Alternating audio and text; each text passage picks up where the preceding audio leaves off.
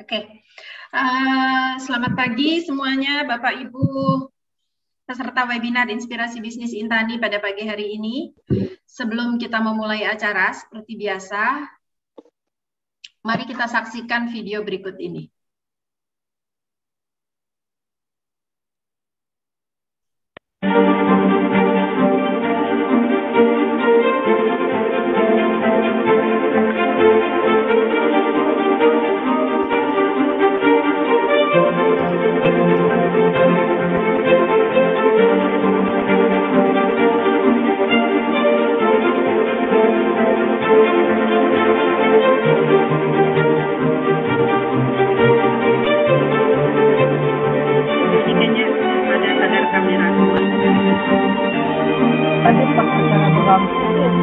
Sudah semua? Ya. Oke, kalau sudah terima kasih. Terima kasih. Oke, kita tutup ya. Sudah ya. Terima kasih sudah.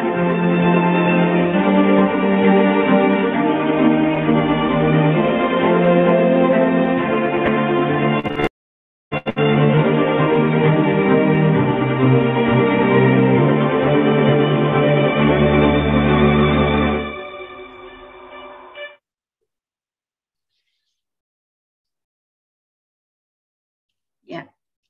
Assalamualaikum warahmatullahi wabarakatuh. Waalaikumsalam. Selamat pagi Bapak Ibu Intener dimanapun berada. Terima kasih sudah hadir bersama Intani, webinar Inspirasi Bisnis Intani pada pagi hari ini, yaitu seri ke-37. Bapak Ibu yang selalu setia hadir, baik melalui Zoom maupun melalui YouTube. Hari ini Rabu 1 September 2021, dengan mengambil tema yaitu strategi mengolah buah menjadi rupiah. Dengan narasumber Mas Rio Erlangga, usia 35 tahun, petani milenial, founder dari Cipta Agri Tama atau Cipta Agri. Telah hadir bersama kita pada pagi hari ini seperti biasa, yaitu Bapak Guntur Subagja Mahardika selaku Ketua Umum Intani, Perkumpulan Insan Tani dan Nelayan Indonesia, yang juga saat ini menjabat sebagai Asisten Staf Khusus Wapres Republik Indonesia. Dengan demikian tentunya banyak informasi-informasi menarik yang terkini yang akan bisa kita serap langsung dan akan bisa diserap juga oleh Pak Guntur untuk menjadi satu pegangan atau satu masukan untuk kebijakan untuk pertanian, kemajuan pertanian Indonesia. Selamat pagi Intaners dan para peserta webinar. Terima kasih Pak Guntur, segar sekali hari ini. Kita langsung masuk ke acara. Untuk itu mari kita membacakan Bismillah. Bismillahirrahmanirrahim. Silakan Mas Guntur seperti biasa bisa memberikan pengantar dan mungkin arahan untuk bisnis buah atau bisnis pertanian secara umum. Silakan Pak Guntur Subagja. Baik, ya terima kasih Mbak Ila, ini host moderator kita yang luar biasa ini, Ila Failani. Alhamdulillah hari ini kita menyelenggarakan webinar yang ke-30 berapa ini? 56? 37. Oh 37, ini luar biasa ini kan. Kita setiap pekan, setiap Rabu menyelenggarakan satu webinar yang fokus penekanannya adalah sharing inspirasi. Jadi di sini sharing pengalaman, kemudian juga berbagi informasi, peluang, kolaborasi, dan hal-hal lain yang bisa memberikan manfaat bagi pengembangan pertanian. Nah, di Intani ini menjadi satu aktivitas rutin, apalagi sebagian besar dari Intani ini jaringannya adalah banyak milenial ini, gitu kan, di berbagai daerah, dan tujuan kita bagaimana kita bisa meningkatkan minat dan pelaku pertanian di kalangan milenial. Data dari survei, kita ada kekhawatiran pada beberapa tahun mendatang petani milenial kita akan kehilangan regenerasi petani. Karena apa? Menurut data, jumlah petani milenial saat ini itu kan usia 25 ke bawah. Ini mungkin generasi Z ya, bukan milenial, ini di bawah milenial lagi. Usianya di bawah 25 itu hanya 0,9% jumlah petani kita. Yang terbanyak usia petani masih di atas 40 tahun sampai ke 65 tahun. Jadi apa? Artinya dalam beberapa tahun ke depan kalau kita tidak mendorong para milenial untuk terjun ke pertanian, ini mengancam keberlangsungan industri pertanian di Indonesia. Saya sudah menyampaikan di forum ini beberapa kali, tapi saya perlu mengingatkan bahwa sektor pertanian itu tidak hanya harus berlumpur, tidak hanya harus turun ke sawah, gitu kan? Tapi ada 8 sektor yang bisa kita masuk di sana, gitu kan? Antara lain satu faktor input, ini mulai dari riset, benih, pupuk, gitu kan? Dan beberapa pengembangan teknologi. Ini yang harus dikembangkan. Ini adalah industri prahulu ya, yang menjadi penentu kemajuan petani dan pertanian ke depan. Nah, kedua di sektor budidaya, produksi hulu. Nah, budidaya ini yang sekarang selama ini direpresentasikan oleh petani yang dicitrakan oleh masyarakat, kondisinya pasti memprihatinkan, miskin gitu kan. Itu. Padahal kita lupa kalau kita melihat daftar 10 orang terkaya di Indonesia, itu hampir seluruhnya adalah di sektor pertanian. Pertanian dalam arti luas, pertanian, perkebunan gitu kan, forestry industri gitu kan, ini sawit misalnya, kemudian coklat, kakao dan lain-lain, termasuk industri tembakau adalah industri pertanian. Nah, ini yang sebetulnya kita perlu mereview atau meredefinisi kembali bahwa petani itu bukan hanya pembudidaya padi. Petani itu bukan hanya pembudidaya jagung. Petani itu bukan hanya yang pagi habis subuh ke sawah, kemudian kalau di Sunda ini ngoret-ngoret gitu ya, bersihin rumput-rumput ringan, kemudian duhur udah balik lagi. Hanya itu, bukan itu. Nah, itu hanya salah satu aktivitas. Ini yang ini kan. Nah, saat ini kita terjebak bahwa pertanian itu hanya bicara di budidaya. Nah, padahal di berikutnya setelah sebelumnya tadi di faktor input ya, termasuk teknologi, riset, kemudian pupuk, dilanjutkan budidaya, berikutnya itu adalah di pasca panen. Pasca panen ini merupakan satu aktivitas pertanian tersendiri. Di sini mulai bagaimana mengolah satu hasil panen pada tahap pertama, gitu kan?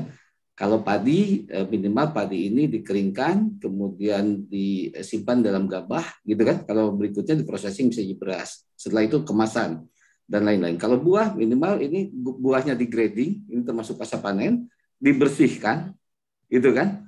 Dibersihkan, kemudian dikemas, berikutnya ada yang diprosesing menjadi sampai ke end user dan lain sebagainya, kan itu.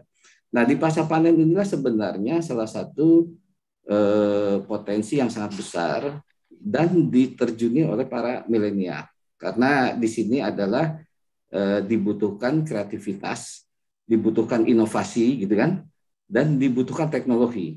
Ini yang ini teknologi yang tidak hanya sekedar budidaya. Nah, sektor lainnya yang juga memberikan peluang besar di industri pertanian dalam value chain pertanian itu adalah sektor logistik. Hari ini kita diributkan dengan bagaimana mahalnya biaya logistik, bagaimana kontainer sangat langka, gitu kan? Bagaimana transportasi untuk pengiriman barang sekarang ini susah sekali, baik barang masuk ke Indonesia maupun barang keluar ke Indonesia. Nah, kenapa sektor ini nggak dijadikan satu rantai pasok yang terintegrasi dengan industri pertanian? Pemerintah sudah memulai misalnya dengan adanya tol laut, gitu ya. Salah satunya adalah untuk mendorong komoditas-komoditas pertanian yang ada di Nusantara dari satu daerah masuk ke daerah lain. Semua difasilitasi free. Setidaknya misalnya kayak sapi-sapi dari NTB, dari NTT masuk ke Jakarta, salah satunya dengan ini. Komoditas lain juga sama. Nah, tinggal bagaimana frekuensinya misalnya diperbanyak. Nah, di tengah pandemi COVID, industri logistik menjadi industri pionir saat ini. logistik dalam skala besar ataupun dalam skala kecil seperti kurir, gitu kan? Karena apa? Ketika gaya hidup gaya hidup masyarakat berubah, masyarakat lebih suka ada di satu tempat atau di rumah, tidak berpergian keluar, semua menggunakan jasa logistik. Gojek, Grab, gitu kan? Ini adalah salah satu jasa di sektor itu. Itu kan kemarin AirAsia masuk ke jasa transportasi, termasuk di dalamnya logistik. Bis-bis PO akap dan lain-lain saat ini lebih banyak mengangkut barang ketimbang penumpangnya. Jadi saya dulu bingung lihat bis zaman sekarang kan tinggi-tinggi gitu ya, tinggi-tinggi. Ternyata separuh bagian bawahnya itu setara dengan satu bak truk itu untuk mengangkut barang logistik. Jadi kalau bisa hanya menampung penumpang, mesti pendapatannya kurang. Nah, artinya apa? Sektor logistik ini bisa menjadi satu rantai pasok utama dalam sektor pertanian. Disparitas harga yang terjadi di Indonesia, salah satunya adalah kelemahan logistik. Kemarin kita prihatin dengan sejumlah pemberitaan petani cabai membuang-buang cabainya, merusak kebunnya, gitu kan? Karena harganya sedang jatuh, gitu kan? Tapi di sisi lain, harga cabai masih sangat mahal di beberapa daerah. Itu kan daerah-daerah yang tidak cocok dengan pertanian cabai sana masih langka mendapatkan cabai. Artinya ada faktor logistik yang belum mampu untuk memeratakan, mendistribusikan secara merata komoditas-komoditas pertanian. Nah, cabai ini selalu menjadi isu yang sangat sensitif. Tapi Bapak Ibu kalau yang terjun di pertanian tentu sangat paham sebenarnya cabai ini sekali nanam itu panennya bisa 17-18 kali. Dan siklusnya dalam 18 kali panen itu 1-2 kali pasti harganya jatuh. Nah, yang 16 kalinya nggak pernah dipublikasi, gitu kan? Ketika harganya tinggi. Nah, makanya cabai ini para petani sering dimanfaatkan oleh kalangan tertentu dieksploitasi. Termasuk saat ini. Misalnya merusak kemudian diviralkan. Ini nih sebenarnya satu iklim yang kurang bagus sehingga apa? Sehingga mengkhawatirkan orang kalau ingin terjun ke sektor pertanian. Seakan-akan tidak ada kepastian harga. Padahal para petani cabai kalau ada di sini mesti paham lah. Itu minimal cabai itu 15 kali panen sekali tanam. Gitu kan? Itu. Dalam siklus 15 kali panen itu 1-2 kali pasti harganya jatuh. Itu baik itu bersamaan dengan musim penghujan misalnya atau bersamaan dengan panen raya di berbagai daerah. Itu kan. Jadi bukan semata-mata karena faktor impor misalnya, tapi di dalam siklusnya pun memang terjadi seperti itu. Nah, disitulah yang sebenarnya dituntut industri hilirnya, industri pasca panennya. Itu kan. Di perkotaan sekarang mungkin sudah membeli sambal jadi yang bentuk sambal basah yang sudah dikemas-kemas gitu kan. Ada juga yang memang sambal kering. Cabainya dikeringkan, ditambah bawang putih, ditambah garam, diproses. Ini adalah produk ketika suplai melimpah, inilah yang harusnya dilakukan di industri hilir. Nah, jadi soal cabai yang kemarin rame itu kita harus melihat dari berbagai sisi. Dan kondisinya realitanya di lapangan memang cabai ini bisa belasan kali panen dan itu setiap dalam satu siklusnya 15-16 kali panen itu mesti ada harga yang jatuh karena ada yang memang panennya bersamaan atau faktor alam gitu kan, faktor alam karena kan terlalu banyak curah hujannya juga nggak bagus juga gitu kan, itu yang sebenarnya ini, tapi ini tetap persoalan besar kita. Bahwa kita mengkritisi cabai impor, kita sama-sama mengkritisi cabai impor dan kita sepakat kalau kita semuanya mendayagunakan dengan hasil produksi pertanian sendiri. Nah, yang berikutnya setelah faktor nilai tambah processing awal dan logistik tadi, ini adalah masuk ke produk istilahnya added value. Jadi bagaimana komoditas pertanian ini masuk ke satu manufaktur, kemudian jadilah keripik yang diproses oleh Indofood, oleh Unilever, oleh usaha-usaha kecil gitu kan, kemudian dikemas lebih baik lagi gitu kan, atau masuk ke restoran gitu kan, itu kan, kemudian sampai akhirnya ke end user, bahkan ke pasar ekspor. Nah, kita saat ini dari rantai pasok tadi masih terjebak pada sektor budidaya.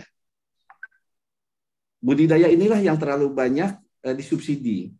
Sehingga apa? Kemandirian pertanian kita ini saat ini sangat-sangat berat.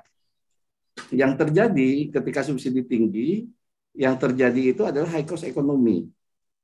Itu. Nah, kenapa? Saat ini kita diakui atau tidak diakui harga padi kita, harga gabah kita, atau harga beras kita, ini adalah harga yang tertinggi di Asia Tenggara. Harga beras kita itu jauh lebih mahal harga dari Vietnam, jauh lebih mahal harga dari Thailand, jauh lebih mahal harga dari India, dan lain-lain.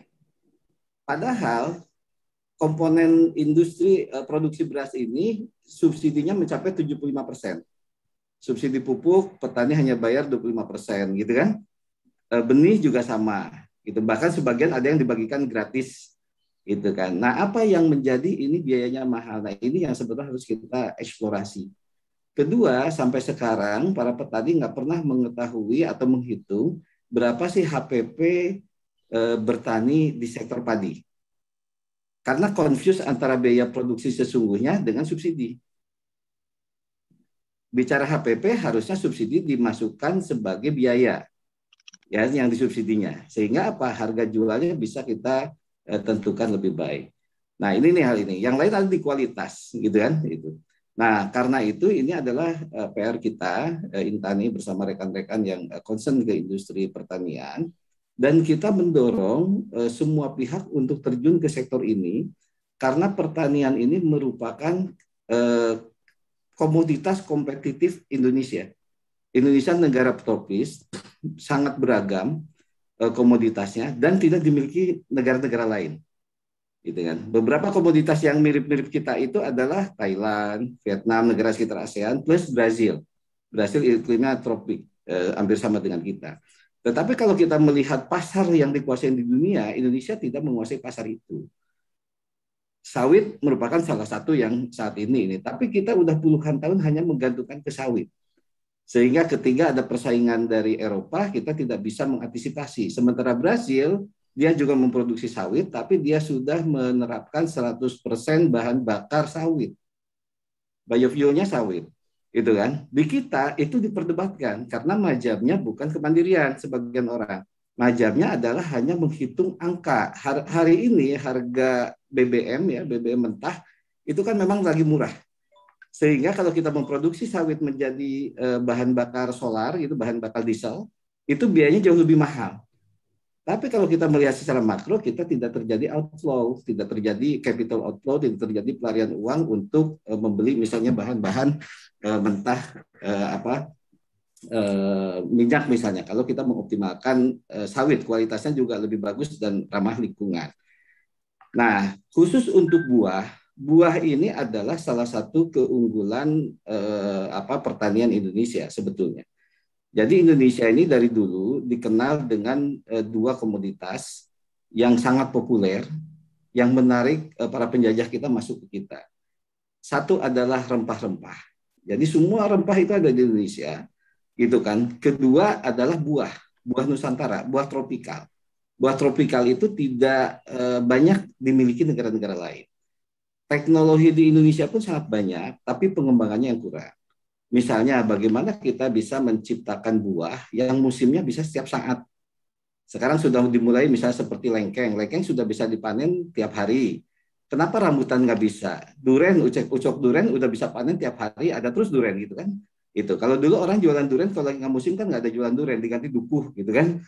Itu. Sekarang setiap hari bisa di Medan kita mendapatkan durian. Artinya ternyata durian ini bisa didesain panennya dengan teknologi gitu kan, sehingga tiap hari gitu kan. Nah, begitu pula di komoditas buah lainnya, salak misalnya, kemudian mangga sampai mangga gincu gitu kan, mangga lain-lain.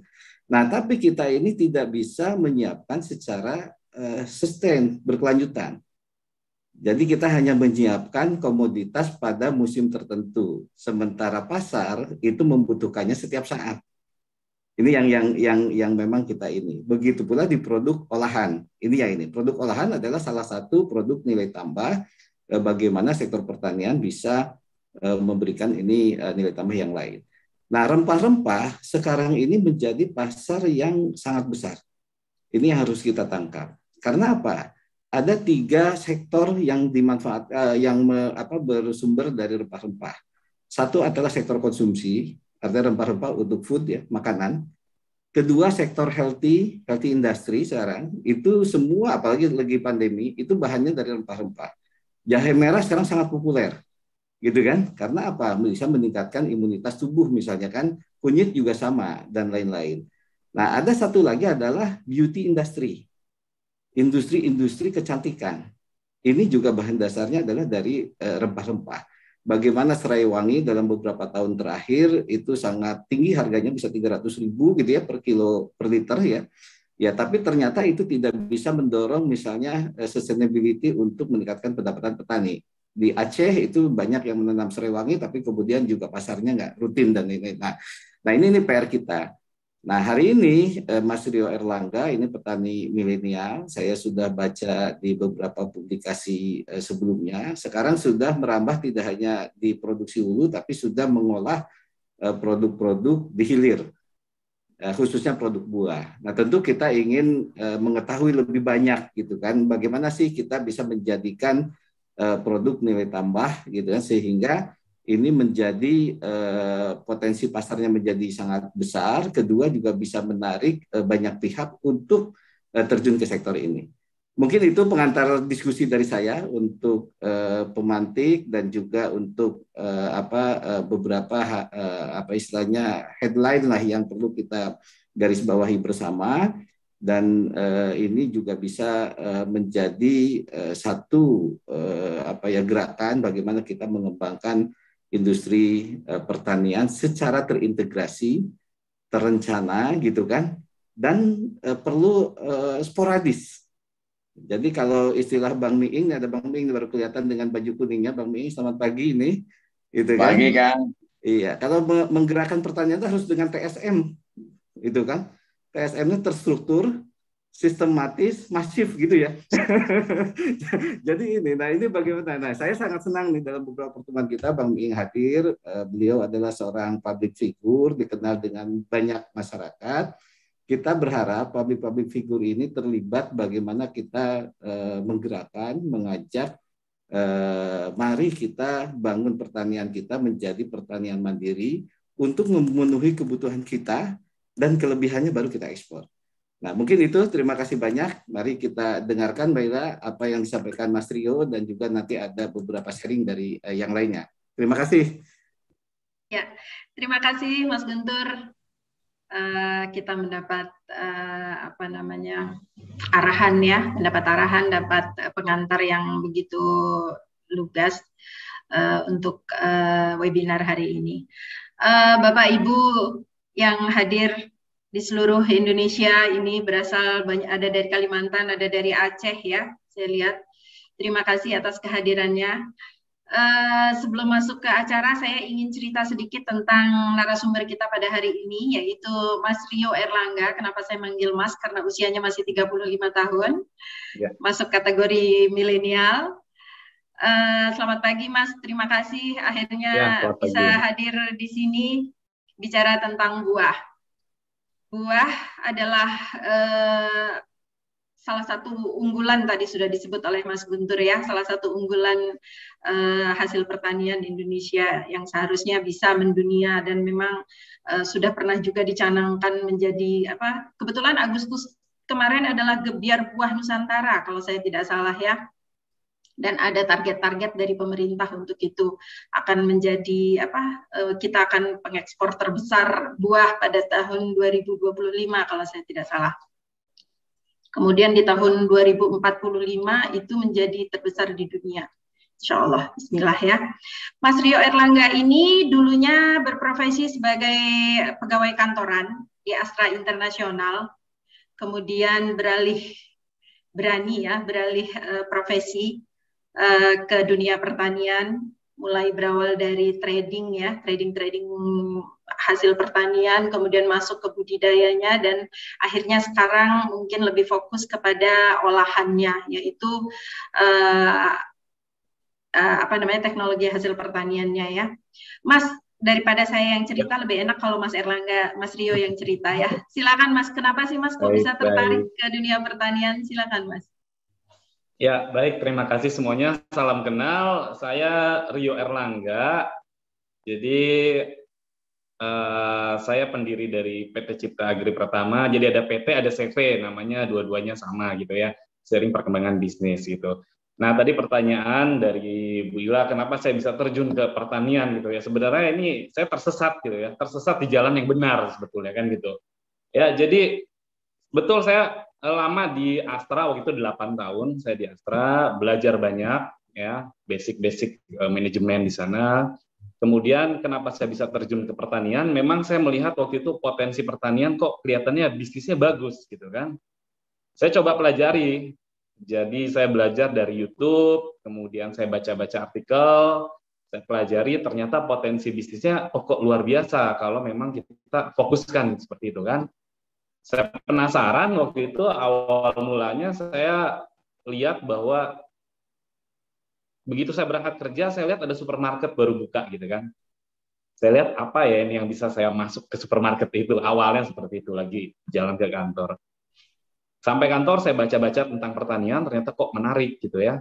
Pulang dari kantor, saya pulang ke rumah, langsung saya ke Keramat Jati waktu. Saya ke Keramat Jati, saya list harga-harga beberapa komoditas, kemudian saya masuk ke supermarket, saya list beberapa komoditas, ternyata gap harganya, oh lumayan ya, saya pikir gitu kan.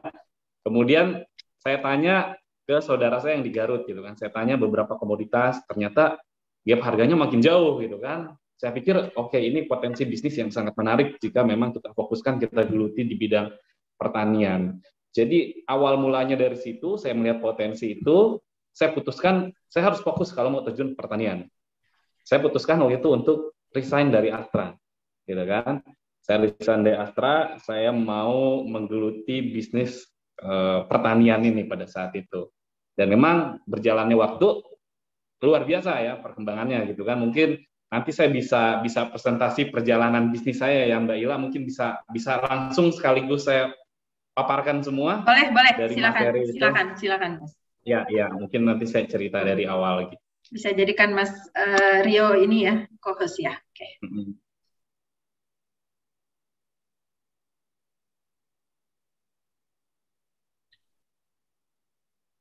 Sudah jadi co-host? Oh, saya share berarti ya? Boleh, silakan Mas. Oke, sebentar, datanya saya belum.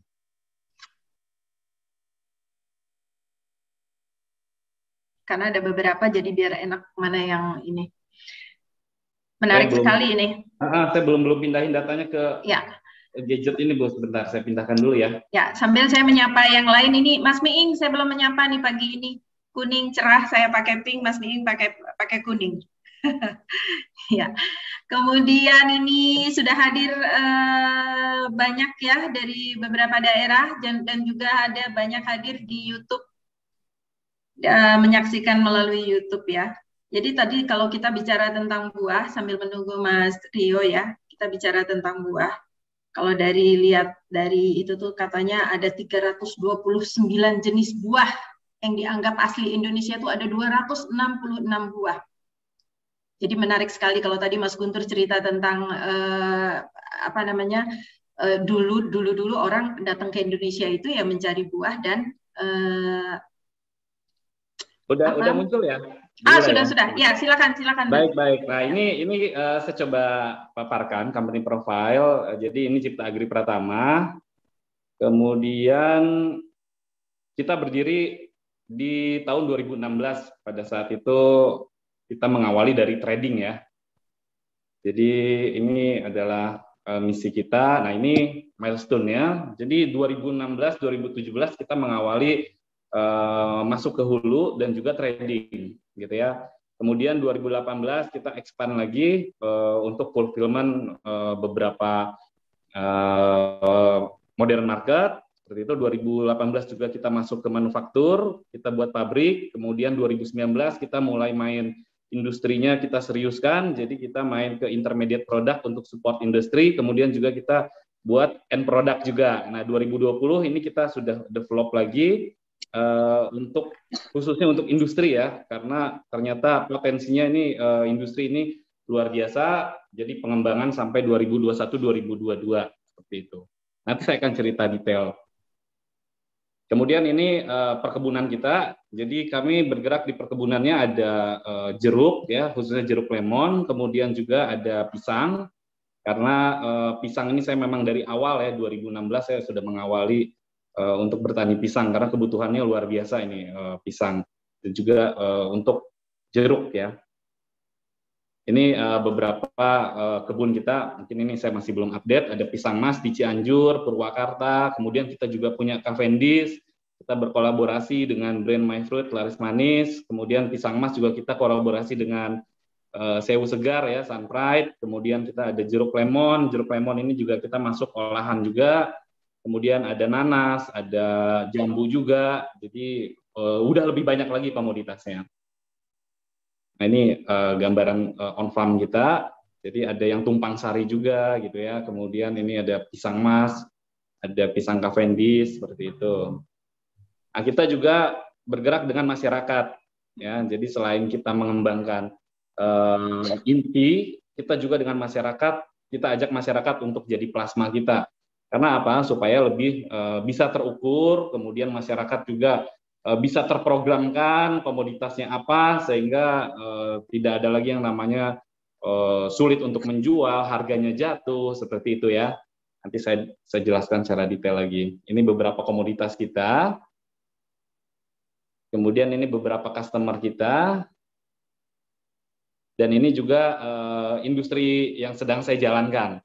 Jadi kami buat end product, kemudian konsentrat, kemudian juga pure intermediate product untuk kita support beberapa industri seperti sosro ya, sosro kita juga kirim pure buahnya gitu kan. Kemudian tadi nyambung lagi teman-teman yang di Kalimantan punya melon, itu sebetulnya punya potensi untuk masuk ke industri seperti itu. Nah ini contoh pure, kemudian jus konsentrat gitu ya, sehingga dengan adanya ini saya pikir menjadi solusi pertanian. Nah ini beberapa materi paparan saya, mungkin saya akhiri, saya akan cerita banyak. Ya, jadi tadi saya dengar paparan Pak Guntur itu kan udah luar biasa ya, saya udah kayak pengen Menteri Pertanian lagi memaparkan semua solusi yang ada di industri pertanian ini. Jadi kalau saya rangkum, ya, tadi saya rangkum bahwa kita berbicara pertanian ini sudah harus berbicara agribisnis. Yang detailnya tadi sudah Pak Guntur sampaikan secara detail. Jadi kita tidak hanya berbicara di hulu, tetapi berbicara agribisnis adalah dari hulu sampai dengan ke hilir. Karena itu adalah solusi pertanian. Kalau kita setengah-setengah itu tadi, sulit sih saya rasa. Kita hanya berbicara hulu, kadang rantai distribusinya panjang gitu ya. Kadang kita cuma punya lahan sedikit gitu ya. Jadi mau nggak mau harus kita larilah ke tengkulak gitu ya. Kadang informasi akses pasar yang terbatas gitu ya.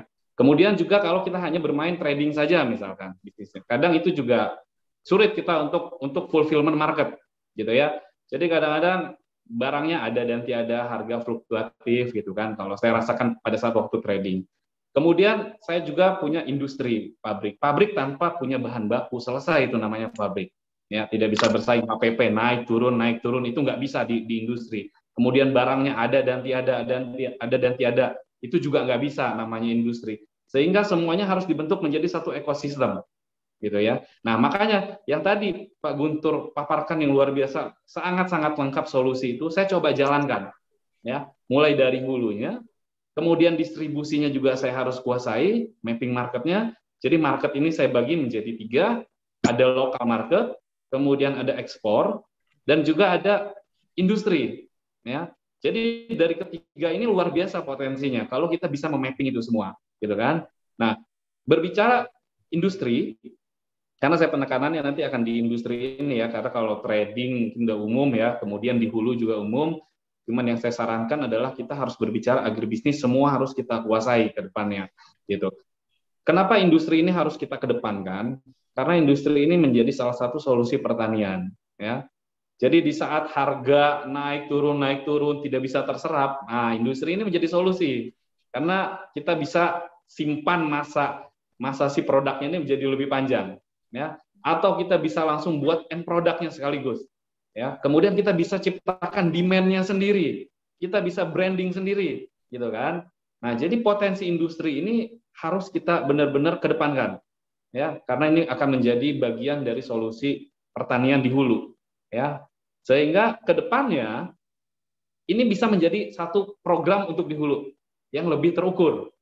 Karena kalau kita lihat permasalahan kita ya itu tadi petani kita latah, wah harga komoditas A lagi tinggi semua latah, nanti panen barengan, nah pasarnya kan terbatas demand-nya, ya, sehingga saya lihat bahwa ini kadang-kadang petani latah ini harusnya jangan terus dilakukan seperti itu. Harusnya terprogram semuanya. Ketemu dengan para off-taker ataupun dengan industri, ya kan? Sehingga semuanya menanam di hulu semua terukur, gitu kan? Karena apa? Karena sudah masuk kategori ya sudah berbisnis kita di hulu pertanian, gitu kan? Kalau tidak terukur, ya sudah. Yang ada viral nanti kan cabai dibuang atau komoditas apa nggak laku, padahal nggak seperti itu harusnya, gitu kan? Semuanya harus terprogram, harus terukur, gitu kan. Nah, barulah itu bisa menjadi satu ekosistem yang benar-benar terukur di bisnis pertanian ini, gitu kan. Karena kalau kita lihat beberapa teman-teman akses modal khususnya, gitu kan, kesulitan untuk akses modal. Kadang bank menilai bahwa ini tidak bankable, high risk. Ya memang betul high risk, tapi high profit juga selama ditata dengan baik, gitu ya. Selama ekosistemnya ada, gitu kan. Nah, saya pikir itu yang harus kita lakukan, gitu ya. Nah, kemudian peluang-peluangnya seperti apa sih? Industri-industri ini kan memang saya lihat cukup banyak yang besar-besar ya. Kebutuhannya pun saya lihat luar biasa. Tapi mereka masih impor. Mereka masih impor kebanyakan. Karena apa? Industrinya kita nggak banyak. Jadi kalau saya lihat industri kalau di pengolahan buah-buahan ini pure, gitu kan, saya lihat belum banyak yang bermain di situ. Ya, katakan tadi Unilever. Ya, Unilever saya ambil satu contoh komoditas. Kemarin kita sempat komunikasi dengan Unilever. Dia butuh satu komoditas pure jambu, guava, white guava, dan juga guava jambu merah. Ya kan? Itu kebutuhan per bulan 600 ton pure buah. Kalau saya ekuivalenkan ke bahan baku, itu sampai 900 ton bahan baku per bulan. Nah, terus barangnya ada di mana? Kan tersebar di sporadis, kalau kita petakan, nggak cukup. Sehingga apa? Ya pasti impor. Itu tuh pakai impor. Dengan kebutuhan sebesar itu. Tapi kalau tadi yang Pak Guntur sudah sampaikan, kita terapkan nih, saya rasa kita kuat banget. Ya kan? Kita kolaborasi nih. Udah zamannya kolaborasi, nggak bisa masing-masing. Ya kan? Baik industri, yang di hulu, hilir, gitu ya. Semua harus berkolaborasi. Tapi sudah kita petakan dulu, gitu kan? Duduk sama-sama. Ya kan? Betapa luar biasanya kalau program di hulu ini selalu terprogram dengan baik, gitu kan, sehingga tata niaganya nanti mungkin akan sangat bagus. Baik nanti kebutuhan freshnya bagaimana, ekspornya bagaimana, siapa yang bermain nanti di hilir, kita kolaborasikan bersama, kita programkan turun ke hulu, seperti itu. Nah, jadi saya lihat bahwa solusi-solusi pertanian ini sudah bisa terlihat lah, bagaimana harus kita benahi, seperti itu ya. Kemudian stakeholder-nya harus duduk bersama, kita harus berkolaborasi, kita dorong industri-industri pengolahan, gitu ya. Karena saya melihat bahwa industri yang saya buat ini bisa mengolah apapun, baik dari rempah-rempah, tadi jahe merah pun kita pakai, gitu ya. Kemudian sayur-sayuran kita bisa olah, kemudian buah-buahan kita bisa olah. Tinggal inovasinya apa? Kita mau bikin end product apa? Sekarang ini zamannya udah digital nih, ya pun siapapun bisa, produknya bisa langsung boom, gitu kan, tergantung bagaimana strategi memasarkannya, seperti itu. Jadi saya rasa yuk kita sama-sama selesaikan permasalahan pertanian kita, karena kita ini udah ketinggalan dengan negara-negara tetangga kita nih, ya kan, Thailand, Vietnam, gitu kan, barangnya juga masuk ke kita. Jadi saya kalau dengan petani-petani, mereka kadang-kadang suka bilang, wah tolong di stop impor. Saya bilang salah, jangan seperti itu cara berpikirnya. Tapi bagaimana kita bisa bersaing dengan produk-produk mereka? Kok mereka bisa sih lebih murah, kualitasnya bagus, harganya murah, begitu kan?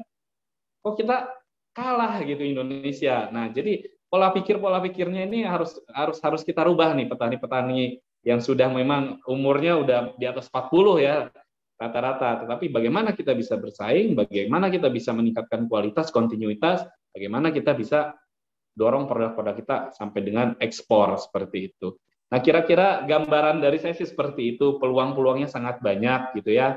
Jadi tadi saya juga notice yang dari Kalimantan gitu ya, tanam melon itu juga potensinya luar biasa.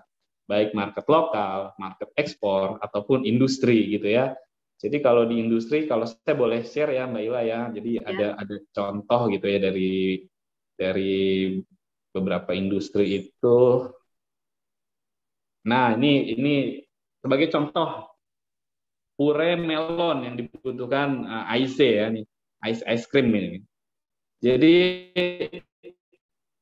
petani-petani juga harus melek nih, harus tahu ya kan, pH-nya harus bagaimana, kemudian juga Brix-nya harus berapa gitu kan, sehingga mereka juga didorong untuk nantinya bisa mengolah hasil-hasil daripada panennya di hulu gitu kan. Jangan sampai nanti pasti ada di mana kondisi akan tidak terserap semua gitu kan. Jadi mereka sudah tahu, oh kalau memang masuk industri kita harus menguasai ini, ya kan? Ada E. coli. Jadi ini mudahnya tinggal masuk ke lab nanti bisa keluarkan, gitu kan? pH semua yang ada di sini seperti itu. Jadi saya rasa petani kita juga jangan hanya jual fresh terus gitu ya. Jadi harus dipikirkan bagaimana nanti industrinya juga didorong, karena dari industri aja potensi bisnisnya nanti akan lebih luas lagi. Seperti itu. Ya mungkin gambarannya kira-kira seperti itu, Bu Ila, dari saya. Saya kembalikan terima lagi ke kasih. mungkin nanti ada pertanyaan. Iya pasti. Terima kasih Mas Rio. Ini kayaknya Mas Guntur itu udah nggak ini deh, pengen banget menanggapi kayaknya. Silakan Mas Guntur. Iya, siap. Ya, ini saya apresiasi di Mas Rio luar biasa gitu kan. Terima kasih.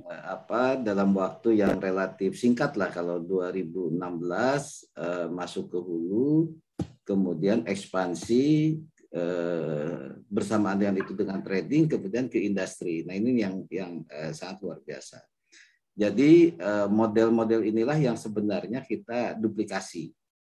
Ini juga perlu kita kasih masukan ke pemerintah. Pemerintah jangan hanya fokus di hulu, tapi bagaimana memperbanyak industri-industri di hilir yang skalanya itu skala industri mungkin menengah atau kecil dan menengah yang bisa diakses oleh banyak kesempatan. Itu kan ini. Itu. Nah, kemudian apa yang harus dipikirkan berikutnya? Nah, masukan buat pemerintah mungkin dulu kita pernah mengembangkan sawit ya tahun 70-an. Itu dikembangkan dengan pola PIR, perkebunan inti rakyat. Jadi di situ investor dikasih hak guna usaha lahan, gitu kan? Guna usaha lahan dari negara. Kemudian mereka diwajibkan membina para petani lokal, itu kan? Tapi waktu itu memang komposisinya 80% lahan investor wajib merangkul 20%, gitu kan? Itu yang ini kan. Nah, kemudian industri perbankan membuat skema pembiayaan yang grace periodnya itu 6 tahun. Jadi petani sawit yang sekarang menjadi orang-orang kaya, pengusaha-pengusaha sawit, termasuk 10 orang kaya terbesar itu adalah industrinya itu, seperti Wilmar, Sinarmas, gitu kan? Itu kan, ini kan industri besar. Astra juga masuk ke plantation ya, ke sawit juga banyak, gitu kan? Itu. Nah, mereka difasilitasi pembiayaan yang bayarnya setelah sawit itu panen setelah 5 tahun. Jadi tahun ke-6 itu baru bayar kredit. Nah, mungkin skema-skema ini yang harus dikembangkan lagi di semua sektor, bukan hanya di budidaya, tapi sampai ke hilir. Memang ada rasio juga kewajiban membuat KPS, ya kan, pabrik pengolahannya. Nah, yang harus diubah sekarang adalah pola PIR-nya. Kalau dulu pola perkebunan inti rakyat itu 80 pengusaha, 20% petani, mungkin sekarang kalau perlu 60%-nya petani, 40%-nya pengusaha. Gitu kan. Tapi petani yang bagaimana? Petaninya inilah yang harus, tadi Mas Rio kan mindset petani memang susah, ini perlu kita dorong terus ini kan. Petani yang mindsetnya sudah baru. Itu kan, mau bisa diubah. Nah, ini yang kita perlu. Nah, kenapa porsi petani harus lebih besar?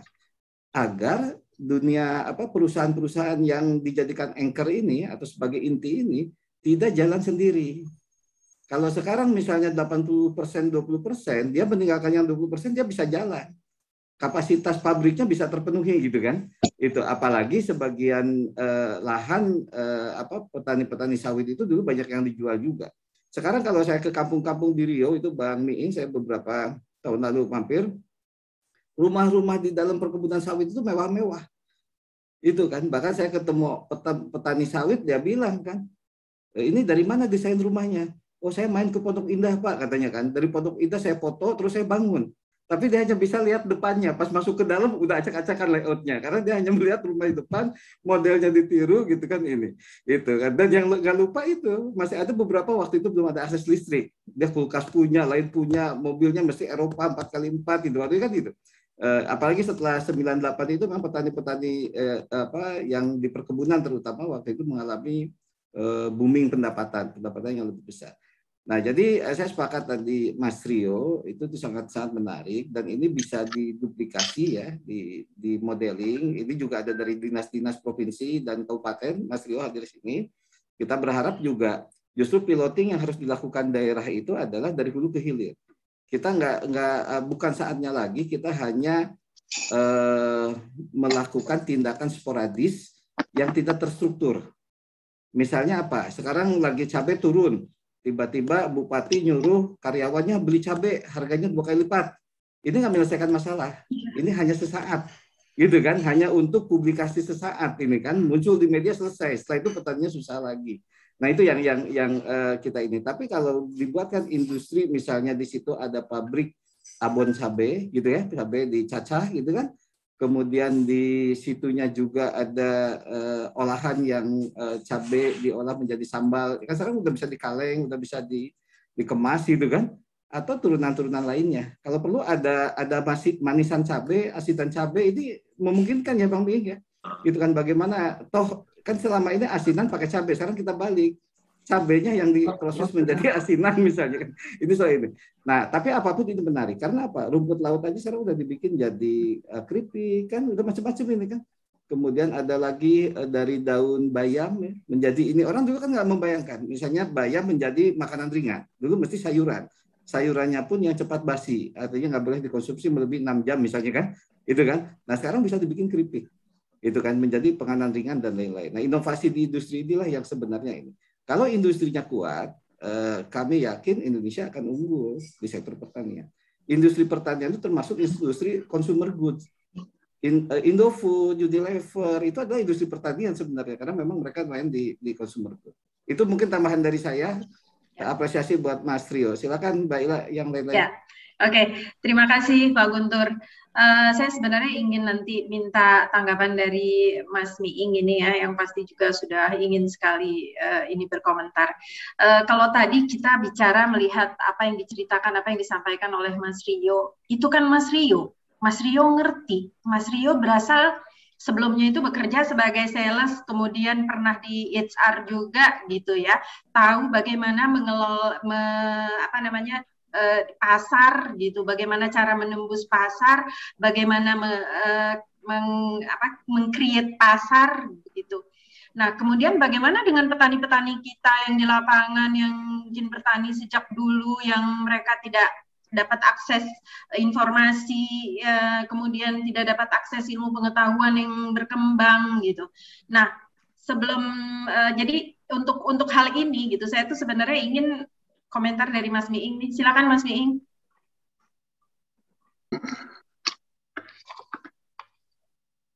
Ya, terima kasih Mbak Ila. Bisa ditangkap suara saya? Bisa, silakan Mas. Ya. Assalamualaikum warahmatullahi wabarakatuh. Waalaikumsalam.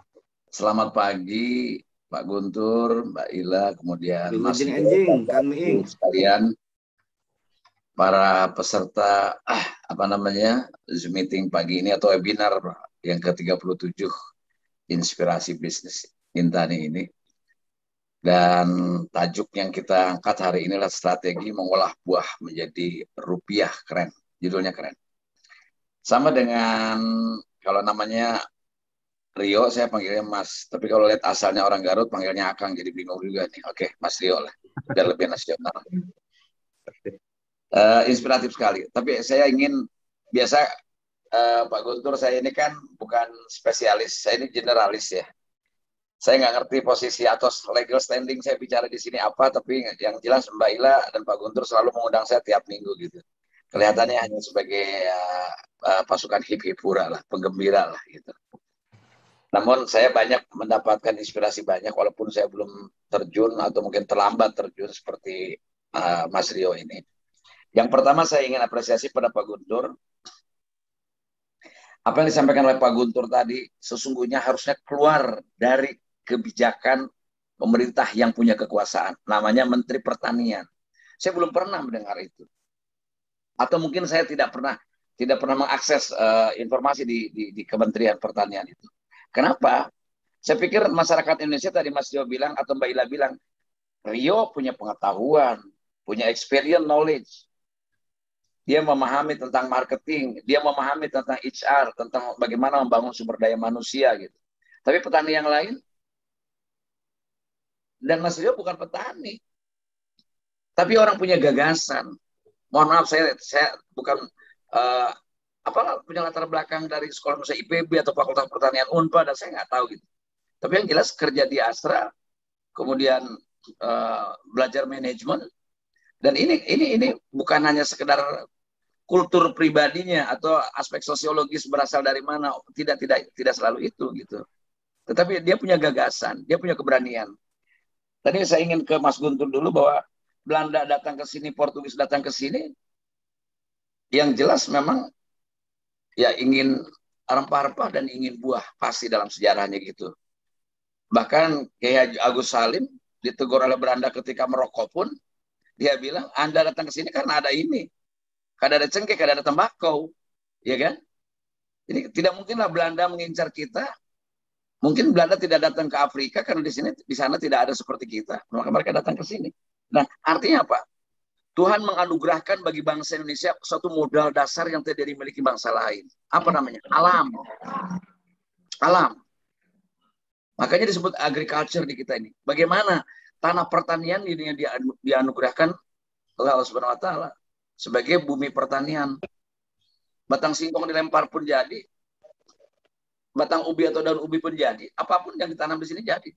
Sesungguhnya kalau kita mau bersabar saja, tidak perlu ada pestisida di Indonesia itu. Harusnya. Akan tetapi dengan berjalannya waktu, peradaban ini harusnya kan lebih maju. Tapi justru sekarang lagi berjuang kita mengembalikan peradaban yang sesungguhnya sudah modern, menjadi rusak. Dalam aspek pertanian misalnya, menghancurkan tanah, bagaimana sehingga tanah dirusak oleh segala macam. Nah, tadi perkataan Pak Guntur adalah terstruktur, sistemik, dan masif ini, itu adalah sebetulnya kebijakan pemerintah yang harus dibuat. Kenapa pemerintah disebut penguasa? Karena dia punya kekuasaan atas segala sesuatu untuk melakukan perubahan. Itu kekuasaan. Makanya kalau orang mau merubah, harus masuk sistem, harus jadi orang masuk dalam pemerintah, entah di parlemen, entah di pemerintahan gitu loh. Jadi saya tidak bicara teknis pertanian selalu. Saya bicara menyoroti kenapa kita begini gitu. Tadi Mas Rio bilang orang kita akan marah kalau ada apa? Kalau ada ekspor, kalau datang impor. Tapi ternyata sesungguhnya ketika diminta oleh Unilever kita tidak sanggup. Kenapa? Sporadis, terpisah-pisah lahannya, tidak terkoordinasi dengan baik. Tidak terstruktur, tidak sistemik. Gitu. Jadi parsial kita. Mungkin di Medan, di Brastagi ada jambu, Mas Rio. Di Garut geser. Ya, di Banten juga ada. Gitu. Tapi kumpulannya kecil-kecil, tidak menjadi satu. Tidak menjadi satu kesatuan. Gitu. Nah harusnya, karena pemerintah diberikan ruang oleh rakyat kekuasaan, harusnya mereka yang menjadi stimulus bagi orang-orang bergagasan seperti Rio. Gitu. Rio ini pasti mencari sendiri. Salut saya datang ke Keramat Jati. Kenapa? Karena ada gagasan, ada kreativitas. Ada giroh. Nah, orang-orang seperti ini harus dibangun apa? Dari awalnya logic thinking, cara berpikirnya, cara pandangnya. Nah, ini Mas Rio, saya lagi berbicara soal pemikiran kebudayaan sebetulnya. Bahwa Rio adalah berbisnis, ya sebetulnya ada langkah-langkah kebudayaan yang dia lakukan. Lagi-lagi setiap minggu saya ingin berkampanye bahwa kebudayaan bukan hanya kesenian, tapi cara pandang, tapi paradigma. Nah, paradigma pemerintah ini harus dirubah. Sebab apa? Dia pemerintah adalah yang punya kompeten untuk ya sebagai apa namanya? Yang pemangku kepentingan, sebagai induk dari semua kebijakan, sebagai stimulus, sebagai apa saja, merubah segala macam. Karena punya kekuasaan. Nggak mungkin kita saya ngerubah. Saya nggak punya kekuasaan. Harusnya sekali-kali Mbak Ila undang, bicara pertanian, undang anggota Komisi 4 ya kalau tidak salah. Agar mereka bisa menyertakan kebijakan politik pertanian kita. Kalau tadi Rio bilang, berapa orang yang paham tentang kenapa ekspor didatangkan? Yang ada mengeluh. Kenapa? Waktu panen para petani padi, sementara Pak Buas bilang dari Bulog itu cukup, lalu lalu impor datang, orang kan marah, Pak. Nuansa politiknya masuk gitu. Ini kan selalu kayak begini gitu di Indonesia itu. Nah, sekali lagi saya kira ini terima kasih pada Intani, saya selalu diajak, saya punya wawasan baru, punya sebagai politisi, sebagai penghibur ya. Saya kira saya bukan puji-pujian. Pak Guntur pantas jadi Menteri Pertanian, atau Menteri Pertanian harus pemikirannya kayak Pak Guntur gitu loh. Iya kan? Ya. Setuju, Pak. Oke. Setuju. Ya. Sebentar Mbak Ila, belum selesai. Nah sekarang Mbak Ila kalau saya ngomong pemerintah kayaknya udah nggak ngeri-ngeri aja. Kenapa sih? Biasa aja. Nggak usah lah. Jadi ini bukan kebencian pada pemerintah, bukan ini masukan dari Mas Rio. Orang-orang kayak Rio ini harusnya di-cloning gitu loh. Diduplikasi kata Pak Guntur tadi. Kelemahannya di mana? Tidak masif nih. Orang-orang kayak Rio ini tidak tersebar. Yang muncul hanya orang-orang tercemar di kita itu, yang populer itu. Yang sudah membedakan antara terkenal dengan tercemar gitu loh. Nggak punya malu dan sebagainya. Itu yang populer. Harusnya orang-orang kayak Rio ini yang populer, bermanfaat dan bermaslahat bagi masyarakat. Saya ingin komentari Mas Rio ini. Kenapa Rio muncul seperti itu? Ini kan saya kira yang seperti ini, karena Mbak Ila belum menemukan saja mungkin orang-orang seperti Rio yang berikut, mudah-mudahan banyak ya, agar Indonesia lebih maju gitu. Di situ Mas Rio, dia bilang tadi, mau ke kantor saya lewat supermarket. Lalu dia pergi ke mana? Ke Kramat Jati, ke Pasar Induk. Lalu muncul pemikiran kreatifnya, kok disparitas harganya dengan barang yang sama kok beda banget. Berarti di situ ada margin. Ini nggak bisa ditangkap oleh orang-orang yang biasa saja yang tidak punya kreativitas, Pak Guntur. Dia sesungguhnya tengah membaca, kalau Pak Ustadz bilang ini, Rio itu dalam proses perjalanan, dia sudah sudah membaca ayat-ayat kauniyah. Bukan ayat-ayat tekstual. Mungkin begitu banyak orang membaca ayat tekstual, membaca Alkitab atau Al-Quran setiap paginya. Tetapi Rio, dengan membaca ayat kauniyah ini, bagaimana disparitas harga ini bisa menjadi opportunity terhadap bisnis dia. Dan ini. Yang kedua, mentalitas. Enggak gampang anak muda kayak Rio berani hengkang dari Astra, perusahaan yang sangat prestisius buat anak muda, mungkin setingkat Citibank dan sebagainya. Dia pergi hanya untuk bagaimana menggeluti pertanian atau industri pertanian yang sangat tidak populer bagi anak muda. Ini sesuatu bukan hal kecil, Mbak Ila. Jauh dari perjalanan atau pencapaian saya ketika saya keluar dari PNS, Didin begitu keluar dari PNS dari Mahkamah Agung, saya dari DKI hanya untuk menjadi penyiar radio. Ini lebih hebat menurut saya. Tapi mentalnya sama. Ini mengambil risiko. Ya. Artinya apa? Mas Rio tengah mengkampanyekan pada publik nih bahwa high risk, high return. Kalau orang berani mengambil risiko yang besar, itu returnnya besar. Ternyata juga besar. Dibanding hanya menunggu gaji, betapapun besarnya. Apa dampaknya? Kalau dia kerja di Astra, hanya dia dan keluarga yang menikmati. Betul nggak Mas Rio? Dapat gaji kan? Tapi sekarang berapa petani yang bisa hidup dari industrinya dia? Berapa pajak yang harus dibayarkan? Berapa tingkat amal jariahnya yang tinggi? Masya Allah. Keuntungan atau laba perusahaan itu hanya akibat. Tapi prosesnya yang begitu panjang, dia sudah melakukan tonggak perjalanan pencapaiannya. Jadi dari mulai kreativitas, dari experience knowledge-nya dia, pengalaman dia, lalu mentalitasnya. Dia menyampaikan tadi, solusi pertanian kita harus hulu sampai hilir. Nah ya kalau bicara hulu dari hilir, namanya sistem. Sistem itu yang menciptakan harusnya pemerintah sebagai stimulus bagi masyarakatnya. Ya, ada lagi yang menarik. Dulu eranya kompetisi. Kalau ada orang warung maju, kita bikin warung satu lagi. Kalau orang mahal kita bikin harga murah agar dia bangkrut misalnya. Sekarang eranya kolaborasi, kerjasama, gotong royong. Itu sebetulnya budaya Indonesia dari awal. Nah, saya kira inilah.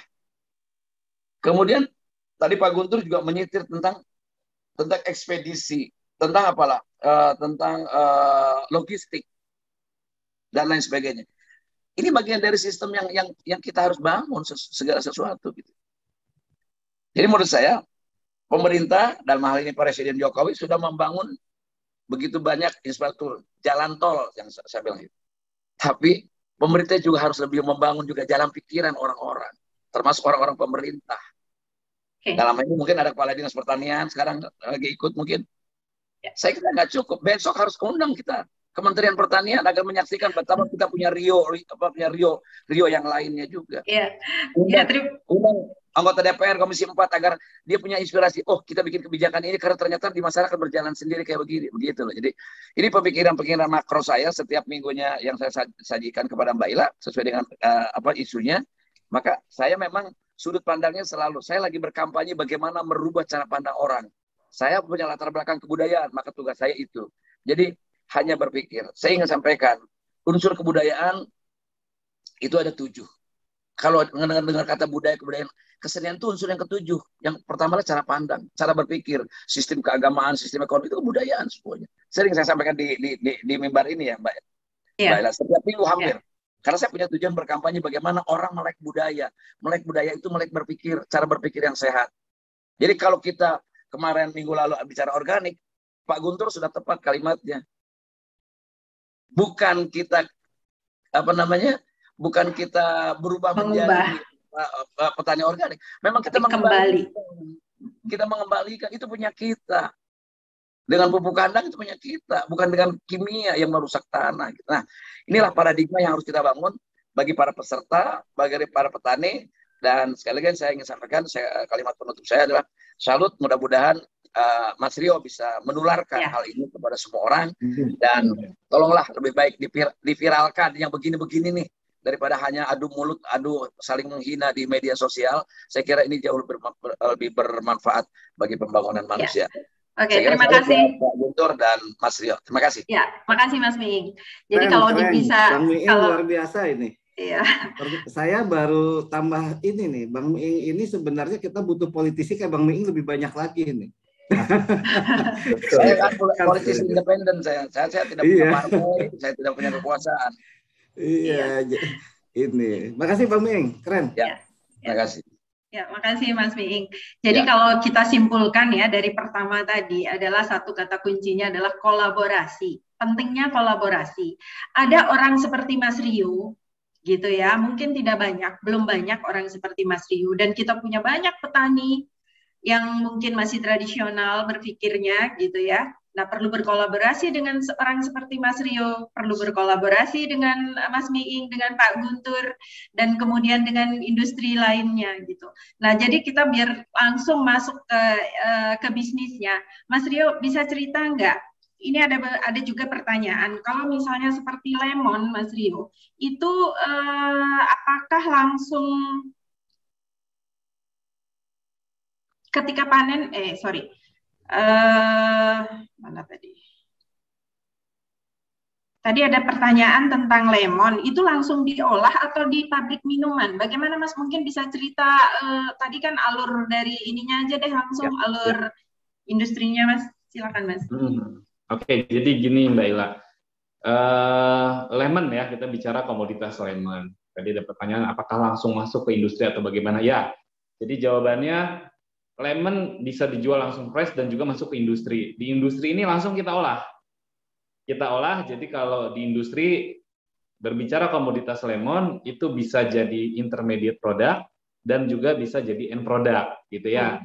Jadi langsung kita olah, kita buat end product, langsung kita jual ke konsumen.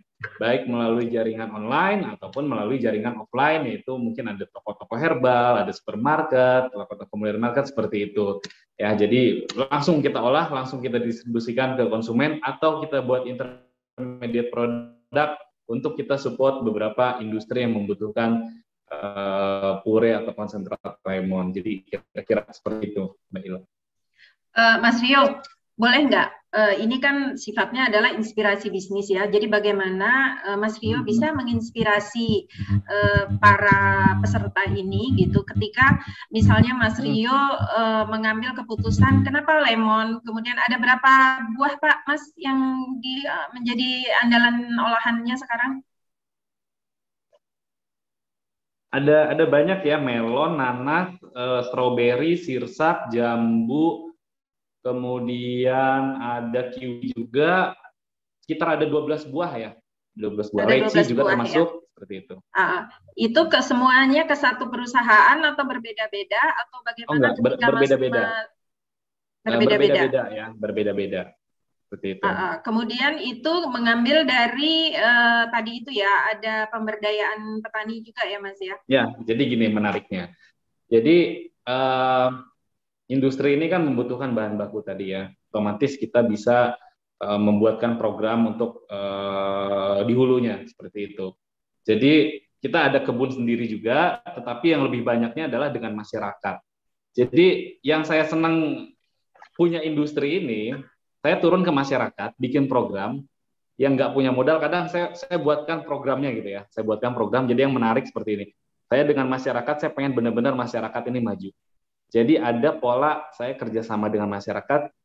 Yuk kita tanam misalkan buah pisang atau kita tanam buah jambu misalkan. Saya siapkan misalkan nanti ada tanahnya, biasanya ada tanah perhutanan sosial gitu ya, ataupun tanah-tanah pemerintah HGU atau apapun itu yang dikelola oleh masyarakat. Kita masuk ke sana, kita buatkan program. Ya, kita harus hadir di sana. Tim kita juga harus hadir di sana, gitu ya, untuk melakukan penyuluhan kepada masyarakat bagaimana bisa menghasilkan buah yang berkualitas, bagaimana bisa menghasilkan produktivitas yang baik, supaya imbasnya nanti ke harganya yang benar-benar bisa dinikmati oleh petani. Kemudian saya buat program seperti ini. Misalkan kita nanam gitu ya dengan petani dengan pola misalkan mereka nggak punya modal, ya sudah kita bagi hasil misalkan. Kita modalin nih semuanya. Ya, kemudian kan di situ ada anggaran ya, ada anggaran bahwa perkebunan ini membutuhkan pupuk organik hewan kan gitu ya, yang mandatorinya. Kita ada anggaran pembelian kotoran hewan untuk pupuk. Kalau kita tanam luas, anggarannya besar.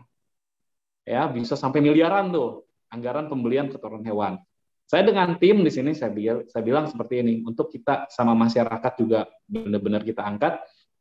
Kita jangan belikan itu kotoran hewan, kita belikan itu hewan ternak. Hewan ternaknya apa? Kita kasihkan buat masyarakat, gitu kan? Supaya apa? Nanti tanaman kita yang kita butuhkan adalah pohenya, gitu kan? Nanti si ternaknya ini kita kelola dengan manajemen tersendiri. Kita juga ada tim dari peternakan IPB yang memang nanti melakukan penyuluhan dengan masyarakat, gitu kan? Bagaimana mengelola peternakannya sehingga jadi integrated farming, gitu kan?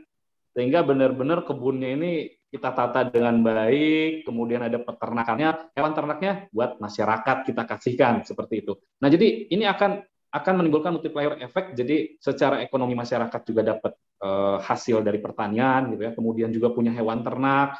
Kemudian bisnis kita juga secara bahan bakunya fulfillment-nya jelas dari mana sourcing-nya gitu kan.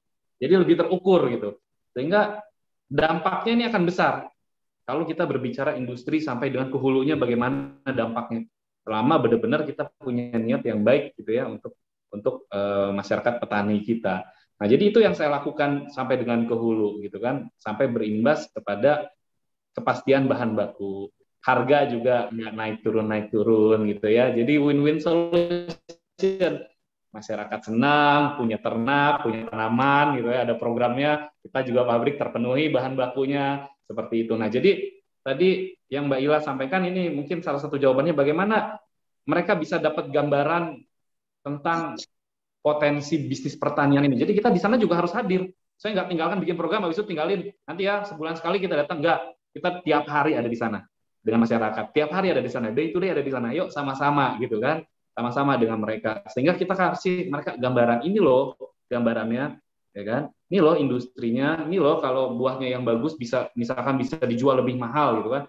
Karena kalau industri kita udah nggak pakai spek yang bagus, spek yang jelek ya, seperti untuk komoditas ekspor atau modern market yang memang melihat dari standar kualitas kulitnya gitu kan. Nah, kita kalau industri tidak melihat itu gitu kan. Sehingga kadang kita kasih pandangan ke petani juga, nih loh kalau yang hasil kayak gini harganya bisa lebih tinggi gitu kan. Nah, nanti yang tidak terserapnya kita bisa masuk ke industri gitu kan. Nah, jadi kita memberikan gambaran seperti itu juga. Jadi nggak cuma saya punya ilmunya, saya pegang sendiri aja nggak berbagi dengan masyarakat, nggak. Jadi kita harus hadir di sana, kita kasih paparan dengan masyarakat gitu kan, dengan bahasa-bahasa yang mudah dimengerti gitu kan. Kadang-kadang petaninya ya memang usianya udah 40, 50 gitu kan. Tapi kalau pendekatannya enak gitu kan ya. Saya senangnya kalau udah dengan masyarakat ya senyumnya mereka gitu ya, dapat uangnya mereka gitu kan. Itu luar biasa, kepuasan tersendiri ada di sana. Nggak bisa dibayar kalau itu. Gitu. Ya mungkin gambarannya untuk menginspirasi seperti itu ya. Jadi di industri ini luar biasa, kita bisa meng-create end product, kita bisa masuk juga ke industri, tetapi kita juga bisa memberikan manfaat untuk nanti ke masyarakat. Jadi kita banyak berkahnya lah nanti di sana. Kira-kira gambarannya gitu, Mbak Hila. Ya, kata kuncinya tadi bahwa harus memegang dari hulu sampai hilir ya, supaya kita bisa Betul. mengatur semuanya ya. Kita bisa tahu kebutuhan, kita bisa tahu, kita bisa kontrol juga di hilirnya seperti apa gitu ya, Mas ya. Mungkin Mas Guntur ada yang mau ini kayaknya kan soalnya ini pemikiran-pemikiran Mas Rio ini adalah kalau saya yang selalu bergelut, selalu dekat dengan Pak Guntur ini. Semua yang ada di kepala Mas Rio, semua ada di kepala Mas Guntur juga ini. Iya, yang digarisbawahi dekatnya itu sebenarnya. Jadi maksudnya chemistry-nya sama, karena di teman-teman Intani ini kita punya PR Mas Rio adalah bagaimana tadi. Pertama, integrated farming, bagaimana mengintegrasikan semua sektor, karena di pertanian ini kan terkait sebetulnya. Itu kan perikanan, peternakan, dan pertanian daratnya itu satu kesatuan bisa dibangun itu. Kedua tadi yang ditekankan juga Mas Rio Bang Miing adalah ekosistem. Bagaimana ekosistem dalam value chain sektor pertanian ini semuanya bisa terkoneksi. Makanya tagline-nya Intani ini kita meminjam istilah mungkin pengguna handphone generasi 90 gitu kan, itu connecting people. Jadi bagaimana kita mengkonekkan semua potensi menjadi satu kesatuan yang terintegrasi. Gitu. Nah, connecting people inilah yang sebenarnya kita lakukan, salah satunya lewat webinar, dan setelah itu kita beberapa hal kita tindak lanjuti, baik teman-teman melakukan langsung ataupun bersama kita. Satu halnya mungkin di beberapa pertemuan lalu ada Mas Dion ya, setelah webinar kita ada publikasi di beberapa media yang tadinya dia trading ke Vietnamnya, ke Taiwannya terhambat, ya terhenti, kemudian ada permintaan baru. Dan atau Pak Toto tadi dari Kalimantan, dia mendapatkan inspirasi dari petani anggota Intani di NTB, Golden Melon. Dia ngembangin sendiri, itu inspirasinya bulan Februari, sekarang dia udah panen. Nah, tinggal bagaimana Golden Melonnya Pak Toto dikonekkan menjadi pure yang diproduksi oleh Mas Rio misalnya kan gitu kan, untuk memenuhi consumer good industry yang ada di sekitar situ gitu kan ya, ini sehingga ini bisa berfungsi dengan baik. Jadi kita ini sangat menarik ya, artinya model-model ini yang terus kita dorong gitu kan, dan kita memang saat ini butuh influencer yang lebih banyak gitu kan. Mas Rio bisa merepresentasikan generasi milenial. Bang Miing dengan popularitasnya yang bersangkutan bisa masuk ke semua lini, ke semua segmen, gitu kan. Untuk para orang tua juga harus sudah mengubah bagaimana mindset mereka, jangan melarang lagi anaknya menjadi petani, ya kan? Coba kalau tanya orang tua nanti anaknya dibilang jadi petani, itu adalah pilihan terakhir, pasti begitu kan? Allah paling-paling juga seperti saya begini, harus jadi pilihan utama, gitu kan? Itu. Nah, kita juga dorong yang tadi Mas Ming singgung, alumni sekolah pertanian fokus untuk pengembangan industri pertanian. Itu. Dulu ceritanya, kenapa banyak alumni IPB atau sekolah pertanian lain diperbankan? Sebetulnya dulu ketika tahun 70-80-an ini, Indonesia kan memang targetnya adalah swasembada pangan, swasembada pertanian. Di situ dibangun juga sektor-sektor pendukung perkebunan, seperti sawit dan lain-lain, coklat, kakao seperti di ini kan. Dulu alumni sekolah pertanian ini direkrut oleh bank untuk menjadi analis kredit sektor pertanian. Sebetulnya itu. Jadi bagaimana sektor pertanian yang dianggap oleh industri perbankan saat itu tidak visible menjadi visible. Begitu pula sektor perikanan dan peternakan. Itu kan. Nah, yang terjadi doktrinnya terbalik. Justru di perbankan itu sektor pertanian termasuk yang resiko tinggi. Itu kan. Nah, harusnya yang beresiko ini dibikin menjadi yang visible. Apalagi di sektor perikanan. Sekarang kalau kita mencari pembiayaan sektor perikanan ini sangat susah sekali. Itu kan. Itu karena apa? Dianggap beresiko tinggi. Pertanian juga sama. Makanya kenapa? Banyak pembiayaan pertanian itu mainnya itu di tengah dan hilir. Di trading sama di industrinya. Sementara di hulu itu nggak banyak yang melakukan. Padahal sumber daya yang harus didorong paling besar adalah di hulu sebetulnya untuk memenuhi di tengah dan hilir tadi, gitu kan? Ini nih yang ini kan. Nah, jadi saya sepakat tadi Bang Miing yang dari sekolah pertanian kita kembali misalnya ke sektor pertanian, sementara Mas Rio, saya dan kawan-kawan yang non pertanian juga concern dengan bidang kita masing-masing, itu kan? Itu yang sebetulnya. Di grup ini juga pernah jadi narasumber ada juniornya Bang Rio ini, itu dari Astra juga itu. Dia sudah berwira swasta juga di Pisang gitu. Ada Mas Puji ya. Ini malah urban farming di tengah kota bikin pertaniannya di komplek perumahan di Bogor. Saya sudah nengok ke sana, ini luar biasa. Ini kan. Jadi ini sangat menarik Mbak Ila. Mungkin perlu juga kita mengundang, ini ada banyak nih ya dari Manado, ada Mbak Vicky juga ini langsung di industri hilir ini. Mbak Vicky ini pelakor ini, tapi pelakornya sambal ini kalau di statusnya ininya. Terus ada yang lain-lain mungkin bisa sharing ya bagaimana mereka bisa mengembangkan industri hilir gitu kan. Itu. Silakan Mbak Ila, mungkin yang lain dikasih kesempatan untuk sharing. Ya. Silakan. Mbak Ila kalau boleh saya 1 menit saja Mbak Ila. Ya. Silakan Mbak Ming. Saya maaf kalau selalu mengganggu karena kerjaannya tukang ngomong, jadi kalau lihat ini ingin aja masuk gitu. Mohon maaf nih untuk enaknya Bang Miing mengganggunya pun jadi hiburan buat kita, Pak. Ya. Bikin senyum gitu. Ya, mungkin kayak generasinya Mas Rio atau yang lain yang muda-muda nggak kenal saya sih. Jadi kalau tadi Pak Guntur bilang populer, saya kira itu populer itu dulu era 90-an. Di masanya. Kalau orang-orang bilang Bang Miing dulu kalau ngelawak orang ketawa karena lucu katanya gitu. Kalau sekarang ngelawak lagi orang tertawa juga cuman karena iba. Karena kasihan udah aki-aki renta gitu terus masih maksa aja ngelucu. Nah, ini saya kira hari ini kita mendapatkan 2 sosok tokoh yang memang kalau perlu sih di cloning atau dilaminating lah salahnya, ditempel di dinding gitu. Pikiran-pikiran Pak Guntur, pikiran-pikiran Mas Rio, bahkan Mas Rio sudah membuktikan gitu bukannya. Artinya kalau berapa orang anak muda kayak Rio datang ke supermarket, lihat box kulkas itu ada Cimori, ada segala macam. Berapa orang yang berpikir ini sumbernya apa ya, bahannya apa ya, gimana caranya, pertaniannya dari mana ya, bahan. Ini saya kira misalnya Indofood dapat bahan jamu dari mana atau Unilever atau apapun. Itu jarang sekali orang ngambil langsung simpan di kasir, bayar dia minum, selesai. Nah, maksud saya pembangunan kebudayaan, berpikir kebudayaan adalah bagaimana merubah paradigma. Satu kunci Pak Guntur menurut saya. Intani ini sudah bekerja sesuai dengan tupoksinya Kementerian Pertanian menurut saya. Itu satu hal. Bukan mau menyindir, tidak ya. Mudah-mudahan ada yang baca orang pertanian ya, orang kementerian ini. Ada yang nonton lah. Ya. Kalau tidak kita harus besarkan Pak. Karena kuncinya Pak. Kuncinya komunikasi Pak. Tidak mungkin orang-orang kayak Rio jadi inspirasi. Menjadi inspiring bagi orang lain. Kalau mereka sendiri tidak diberitahu. Kalau orang tidak nonton kita, bukan salah orang yang tidak menonton, tapi salah kita tidak memberitahu mereka. Nah, jadi pemikiran-pemikiran inilah yang menurut saya ada berbagi tugas kita. Mungkin Pak Guntur berbagi tugas bagaimana membuat sebuah kebijakan dari Intani menjadi viral, menjadi populer adalah komunikasi. Gitu. Mas Rio dari teknis produksi industrinya. Nanti ada orang lagi bicara kayak kemarin petani yang dari Sumatera itu kemarin.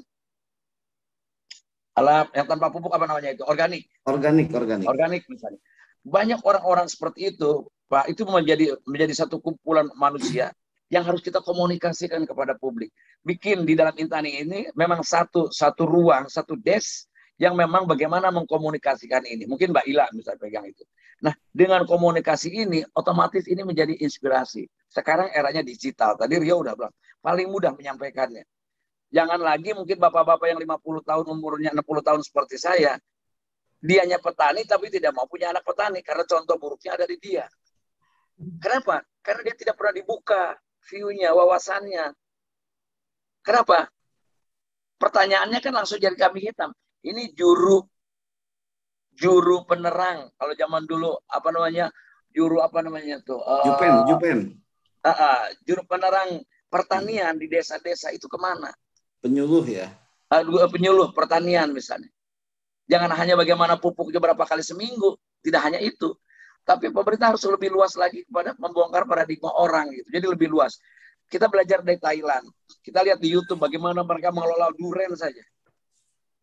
Di kita apa yang nggak jadi sih? Durian juga banyak.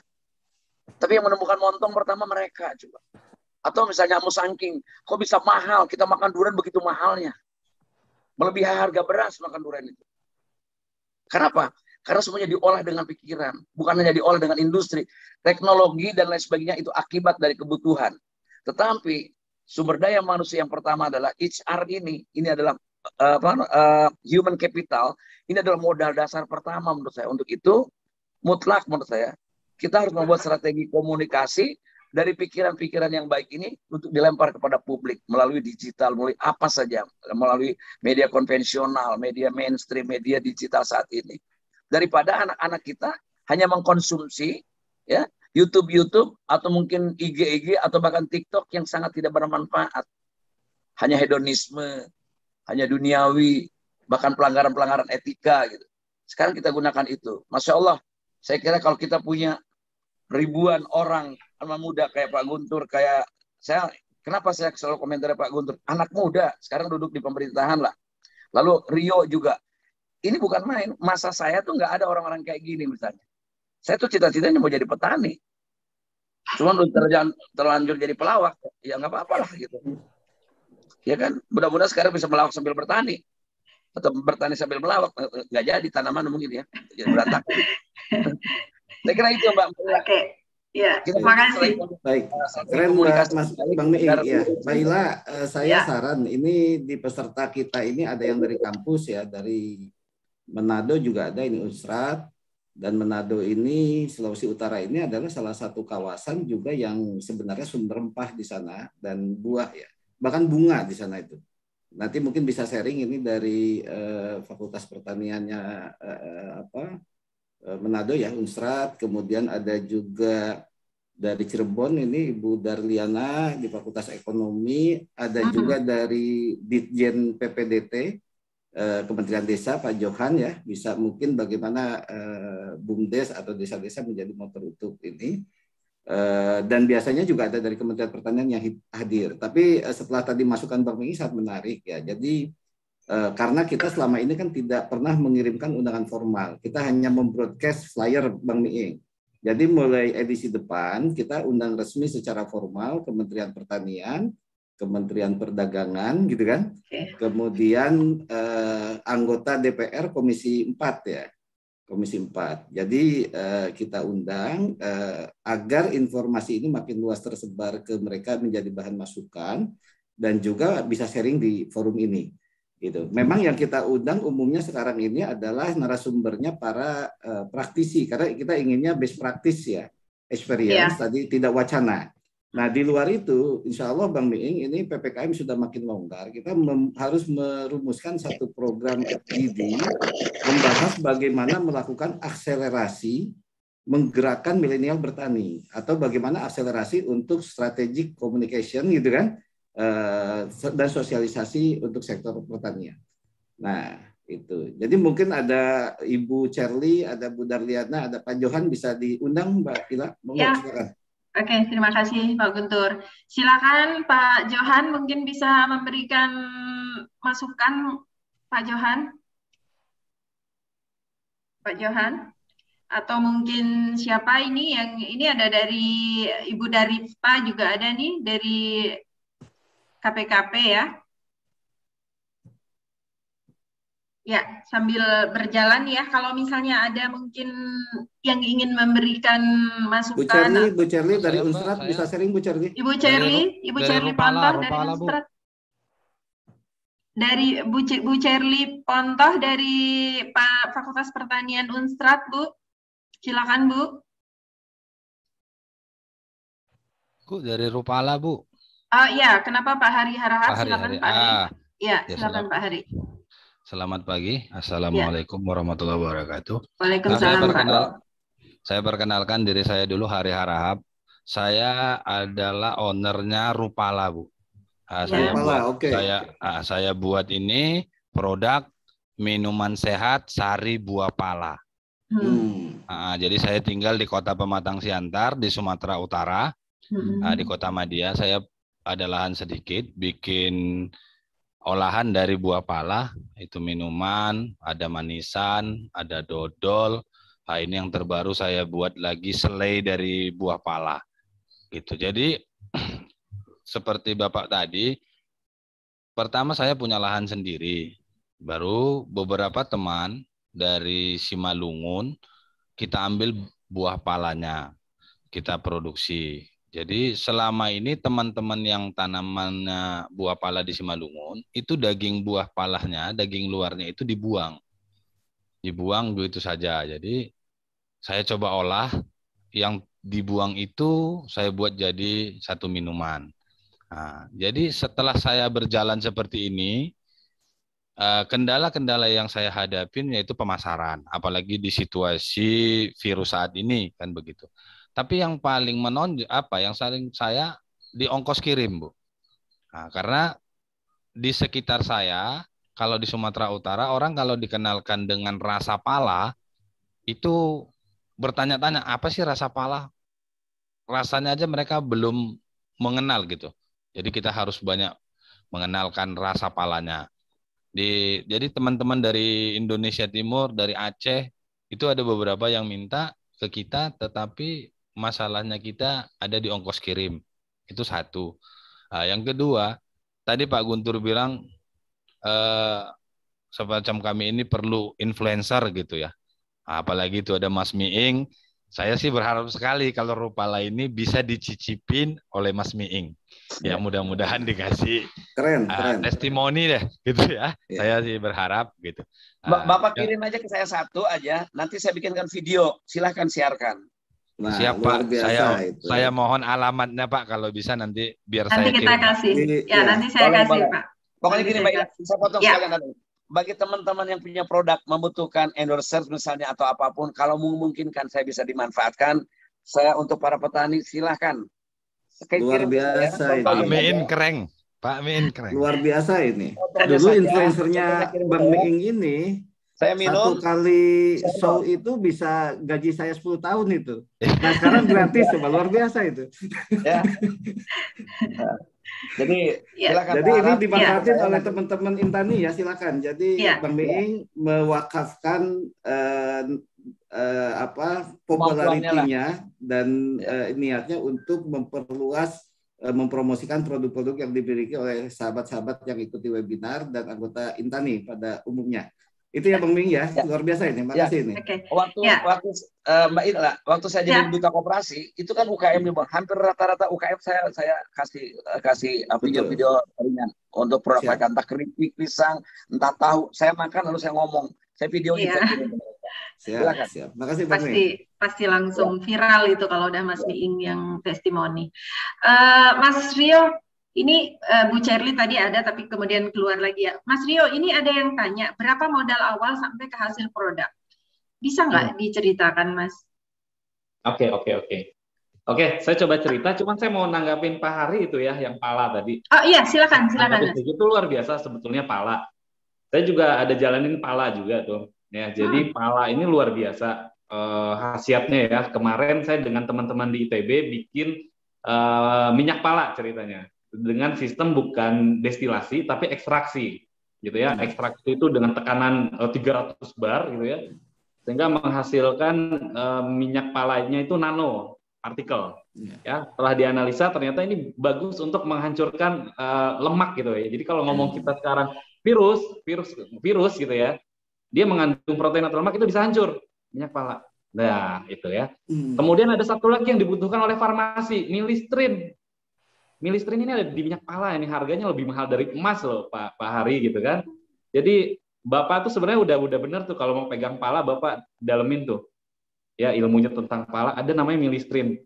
Memang tidak semua orang bisa memisahkan itu partikel milistrin itu, tapi kalau tahu ilmunya, oh itu sangat luar biasa. Farmasi yang butuh itu, Pak. Ya kan? Dan harganya sangat mahal dari pala itu sendiri. Ya, jadi saya juga sempat jalankan itu untuk essential oil pala, kemudian juga itu banyak bisa mengobati berbagai macam penyakit. Kemudian tadi ada minumannya gitu kan, tinggal didistribusikan bentuk jaringan agen, reseller, sehingga nanti Bapak udah nggak pusing lagi jalur distribusinya, ada Pak Miing tadi kan, influencernya, waktu bakal bisa luar biasa booming. Mudah-mudahan nanti Pak Hari harap bisa sukses di palanya ya. Amin. Nah kemudian gimana sih cara menghitung HPP ya Bu sampai dengan jadi produk? Jadi added value dari produk turunan industri ini kan luar biasa ya. Harganya itu bisa berkali-kali lipat daripada kita jual produk fresh seperti itu. Sebagai contoh misalkan kita jual lemon misalkan. Ini saya bicara dari sisi industri ya. Katakan kalau kita lihat harga di pasar Kramat Jati lemon lokal katakan ya. Lemon lokal itu kisarannya di Kramat Jati mungkin sekitar 5.000, 6.000 per kilo gitu ya. Tapi begitu kita olah ya jadi katakan intermediate product. Ini saya katakan harga real aja ya. Jadi pure buah per liter itu 43.000. Ya. Itu jauh sekali. Rendemennya berapa? 2 kilo jadi 1 kilo deh ya. 2 kilo jadi 1 kilo, anggap tadi 6.000, 12.000, tapi jadi 43.000. Gitu kan. Itu untuk jadi intermediate product pure, gitu kan ya. Tentunya nanti ada add cost tambahan, transportasi, material, segala macam. Itu marginnya masih sangat-sangat besar, gitu kan. Apalagi sampai dengan jadi end product, ya. Jadi end product juga luar biasa, gitu.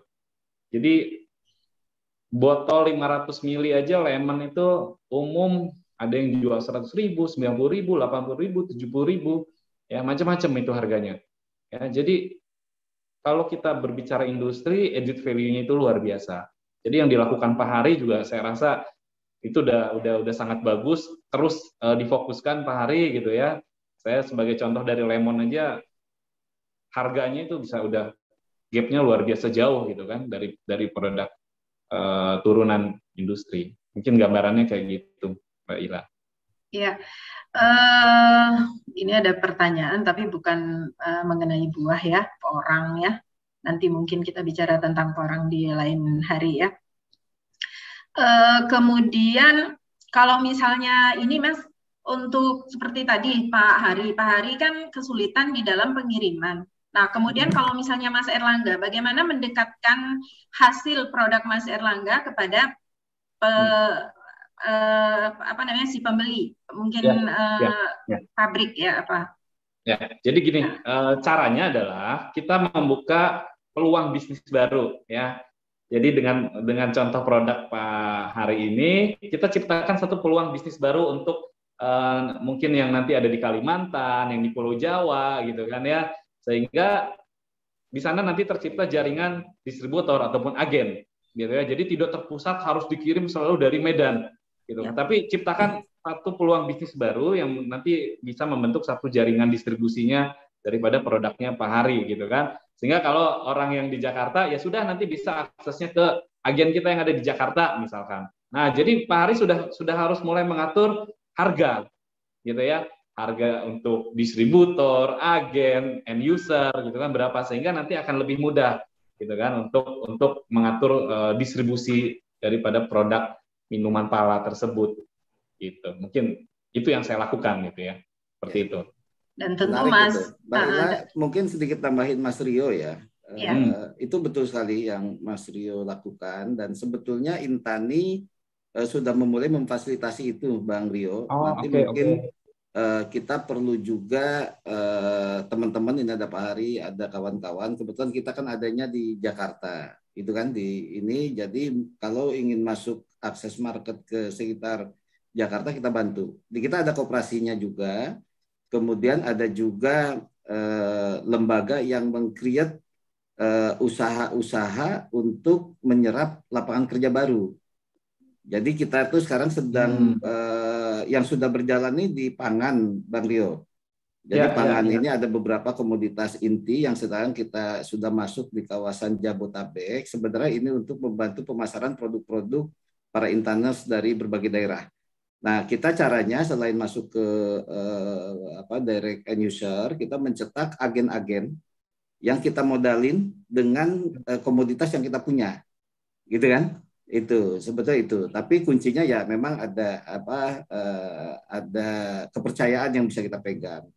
Nah, kayak beras misalnya, kebutuhan beras konsumsi per orang ini kan 110 kilo per tahun, rata-rata 10 kilo per orang. Kita ambil beras dari berbagai daerah, punya petani-petani Intani, kita kemas, kita proses, kemudian kita distribusikan, dan sekarang kita sudah punya agen-agen yang ada di sekitar-sekitar perumahan, itu kan, yang menjadi mata pencaharian mereka. Itu setidaknya di beras itu 5% marginnya lumayan. Tinggal bagaimana kalau dia ingin dapat UMR gitu ya, kemudian dia harus menjual berapa. Nah, untuk tahap awal selama bisa percaya, kita kasih modalnya free itu, tanpa harus menyiapkan dana tunai. Gitu kan? Ini yang ingin kita bangun sebenarnya. Nah, begitu pula nanti Rupala nanti bisa juga kita bantu ya Mbak Ila ini. Jadi betul sekali yang disampaikan Mas Rio. Nah, nanti Mas Hari bisa juga cuma harus ada ininya Mas, keterangan detail misalnya expire-nya berapa lama, gitu kan, penyimpanannya berapa ini. Jadi kalau misalnya jangkanya pendek kita nyetok sedikit-sedikit dulu kan, gitu kan, itu yang ini kan. Nah ini kita gunakan dengan jaringan yang ada untuk memasarkan misalnya di kawasan Jabotabek. Saat ini memang kita fokus Jabotabek dulu karena asumsi kita adalah menarik produk-produk dari daerah ke pusat kota. Sehingga yang ditarik ke Jakarta ini bukan produk dari India, bukan dari Thailand gitu kan, tapi dari Garut, dari Brastagi, dari Parapat, dari mana-mana lah gitu kan, dari Minahasa misalnya kan gitu. Nah itu yang kita ingin ini. Nah kita udah siapkan koperasinya ini Pak. Jadi karena kita ingin ini menjadi social enterprise ya, bisa melibatkan semua pihak, koperasinya kita susun. Fokus kita memang ini juga yang ditekankan ke teman-teman Intani, ke pengurus inti, yang harus kita kembangkan ini social enterprise. Social enterprise itu pertama adalah bagaimana kita menyiapkan komoditas sebagus mungkin. Itu kan orientasinya profit. Jadi cari untung sebesar-besarnya, tetapi harus memberikan social impact yang sebesar-besarnya. Ini yang kita bangun sebenarnya. Jadi jangan dibalik, nanti kita nggak sustain. Kalau kita misalnya mengembangkannya tanpa menghitung keuntungan, sekali kita bergerak setelah itu mati lagi, gitu kan Bang Rio ya. Itu ya. Jadi kita buat bagaimana satu ekosistem di social enterprise ini bisa mencetak keuntungan yang tinggi, tetapi memberikan social impact yang besar. Mencetak keuntungan yang tinggi bukan berarti harus lebih mahal, tapi kita memangkas rantai tadi, rantai yang panjang kita pangkas sehingga keuntungannya bisa lebih besar. Kedua adalah memberikan produk nilai tambah. Bayangkan saja kalau lemon misalnya, di sana rendemannya berarti kan 2 kilo jadi 1 kilo ya, itu kan 50% ya Mas Rio ya. Tapi marginnya itu bisa 1000% itu. Gross marginnya, kan itu luar biasa itu. Dengan harga 5.000 dia jual 45 atau 50.000 itu udah 1000%. Nah, ini yang luar biasa. Nah, ini yang harus kita kembangkan satu step berikutnya yang sekarang kita sudah mulai tapi baru terbatas komoditasnya gitu kan, termasuk kita garam. Kita sekarang menarik garam yang diproduksi oleh pesantren di Jawa Timur dipasarkan di Jabotabek. Ini sebenarnya kita ini karena ternyata Madura itu kan dari dulu juga memang produsen garam tapi dia nggak punya akses pasar yang dibentuk pokoknya kita garam harus impor dan lain-lain. Nah produk-produk ini kita udah mulai kita masukkan, mudah-mudahan ini menjadi salah satu solusi, kalau istilah di politik namanya solusi quasi government ini, Bang Miing. Jadi semua pekerjaan-pekerjaan yang diselesaikan oleh pihak swasta, oleh pihak independen untuk membangun nation inilah gitu kan sama-sama. Nah itu yang sebenarnya ini. Monggo Mbak Ila dilanjut. Itu Bang Hari nanti kita tindak lanjut ya untuk bantu gitu. Dan teman-teman lain juga bisa ikut membantu. Ya, terima kasih. Ya, terima kasih. Ini isu cabai lagi seksi ini. Coba ini ada dari sambal pelakor, saya ingin tahu ceritanya ini. Yang bikin sambal gimana ini? Itu Mbak Vicky ya ini. Silakan Mbak Vicky. Sharing Mbak Vicky. Mbak Vicky. Sedang mungkin nggak ini. Kenapa Pak Hari? Ya. Ini dari Mas Guntur tadi. Kalau expire-nya sih sudah ada. Kalau perizinan kita sampai ini, kita sudah sampai di tahap PIRT. Tahap kita. Cuman saya masih berharap ada bantuan untuk halal ini, Mas. Iya, nanti kita bantu sertifikasi halalnya ya. Iya, itu Mas. Satu saya lagi. Saya coba komunikasikan ke LP-POM MUI Pusat. Nanti mereka akan komunikasi dengan LP-POM yang ada di Sumatera Utara, Bang Hari. Alhamdulillah. Satu lagi kalau bisa di Sumatera Utara ini di mana sih, Mas, untuk melaboratoriumkan ini gitu. Artinya saya juga butuh seperti Mas Rio bilang tadi, saya butuh kandungannya apa, apakah isinya sudah bermanfaat bagi kesehatan, ataukah mungkin ada yang tertentu itu melebihi dari batas untuk dikonsumsi. Saya ingin evaluasi itu dulu, Mas. Biasanya universitas punya ya. Jadi Mbak Ila ini alumni USU nih, pertanian USU. Jadi bisa sharing juga. Ini dari USU. Kemudian di dinas terkait, di balai-balai yang punya pemerintah juga biasanya ada untuk melab ya kandungan-kandungan yang terkait dengan ini. Mungkin Mas Rio juga bisa sharing. Kalau Mas Rio mungkin bentuk tim sendiri ya. Monggo silakan. Saya coba sharing Pak Hari ya. Jadi yang saya tahu sih regulasi pemerintah untuk minuman sudah tidak bisa PIRT lagi harusnya ya. Tahun 2020 udah harus BPOM. Jadi saran saya mendingan langsung BPOM aja Pak Hari. Karena ngurusnya juga nggak terlalu rumit kok Pak Hari. Yang penting Pak Hari memang sudah ada tempat pengolahannya. Nanti mengikuti standarisasi daripada rekomendasi BPOM seperti apa. Ya, auditnya nanti akan datang hadir. Setelah koreksi semua standarisasi pengolahannya memenuhi standar BPOM, Pak Hari nanti bisa masuk tuh ke sistemnya BPOM ya. Nah, dari sistem BPOM itu akan diminta nanti hasil uji lab. Nah, ya hasil uji lab ini nanti memang yang harus direkomendasikan dari BPOM, kalau nggak salah ada Saraswati. Kalau Saraswati memang ada di Bogor, kemudian Sukovindo juga mungkin bisa, atau Sukovindo ada di sana atau enggak gitu ya. Karena memang rekomendasinya BPOM tidak semua lab gitu kan. Nah, nanti tinggal dilihat aja kalau memang harus diterbangkan ke Jakarta juga sebenarnya nggak terlalu sulit ya Pak Hari, dikirimkan contoh produknya nanti masuk ke lab, nanti biayanya sekitar 2 jutaan itu satu produk, nanti akan keluar semuanya Pak Hari.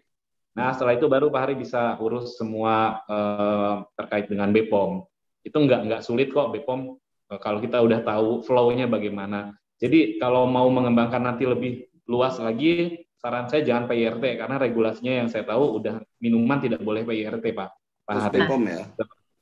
Harus BPOM gitu kan. Kalau halal memang bisa online ya sekarang itu kan. Tapi jalurnya ke Departemen Agama dulu sekarang kalau nggak salah, baru nanti ujungnya di LPPOM, nanti mungkin bisa dibantu teman-teman semua deh. Ya. Gitu. Terima kasih. Ya paling sharing seperti itu sih. Terima kasih sharingnya Mas Rio. Mudah-mudahan Pak Ari sudah sudah jelas ya Pak ya. Memang inilah manfaat dari webinar kita ini ya. Kita bisa saling tukar informasi ya, saling belajar. Mas, sebelum masuk ke penutup, ini ada satu pertanyaan nih. Dari Paguyuban Petani Kopi dan Jeruk Lemon Pengalengan Kabupaten Bandung. Sementara ini untuk jeruk lemon California, pasar masih belum menentu. Padahal petani selain budidaya juga untuk konservasi dan penanganan lahan kritis di kawasan hulu Sungai Citarum. Mohon tanggapannya, Mas. Jadi gini, ini kalau kopi saya nggak kuasai, nih yang lemonnya yang saya garis bawahi ya. Iya, jadi lemonnya, kalau saya cerita ke belakang, saya ini termasuk yang menginisiasi lemon California ini masuk ke modern market zaman dulu ya. Jadi ini kaitannya nanti tadi dengan bersaing dengan produk impor nih ceritanya dulu ya. Jadi lemon California ini sulit sekali dulu diterima, gitu ya. Sulit sekali diterima masuk modern market gitu kan, karena masyarakat kita umumnya sudah mengkonsumsi lemon impor yang memang kualitasnya bagus. Tetapi saya waktu itu sedikit memaksa, memang waktu itu saya masuk ke Carrefour awalnya. Tolonglah ini produk petani kita, kualitasnya bagus gitu kan. Jadi poinnya adalah pada saat itu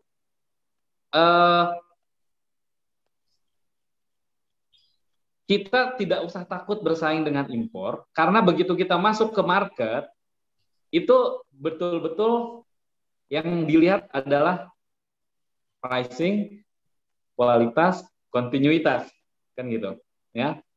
Tetapi pada saat itu terpetakan, oh kemampuan pasar itu sekian ton per minggu, gitu kan, sehingga bisa diturunkan kepada program pertaniannya, penanaman harus cukup sekian hektar misalkan. Tetapi karena booming, impor gitu lagi nggak masuk, substitusinya lemon California gitu kan, booming, harganya bagus, jujur dulu harganya bagus gitu kan.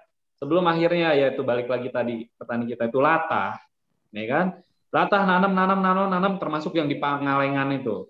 Karena saya juga ngambil dari petani Pangalengan itu lemon, cuma saking banyak yang menanam Pangalengan, kemudian Garut, kemudian Lembang, kemudian Sukabumi, akhirnya ya oversupply kejadiannya, gitu kan? Yang ada masyarakat bingung yang nanam lemon ini, ya kan jadi satu masalah lagi. Kalau saya karena punya industri ada market sendiri yang kita pegang jaringan, tidak terganggu, kita tetap lancar distribusi, gitu kan? Nah itulah kuncinya, salah satunya kita harus kuasai jaringan pasar, gitu kan ya, termasuk industri, gitu kan, sehingga nanti pada saat panen dari kebun sendiri atau dengan masyarakat petani plasma kita tidak terganggu tuh dengan yang namanya lu bingung nih jual kemana.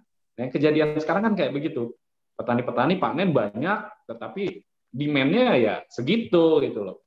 Nggak bisa serap semua yang ada, oke diserap semua, harganya babak belur, hancur semua gitu kan. Nah itulah problem-problem kita yang sering kita temui gitu ya. Jadi saran saya ke depan mau menanam apapun, petani juga udah harus melek pasar gitu ya, harus bisa terukur, kolaborasi dengan para off-taker gitu ya, dengan industri misalkan, sehingga nanti hasilnya pun akan mudah terserap, terjual gitu kan, tidak bingung nanti jualnya kemana nih, harganya hancur gitu kan, jadinya rugi gitu kan, nanti kapok, tebang, biasanya tebang, ganti lagi apa nih yang lagi booming, tanam lagi, kejadian lagi kayak gitu terus, looping seperti itu.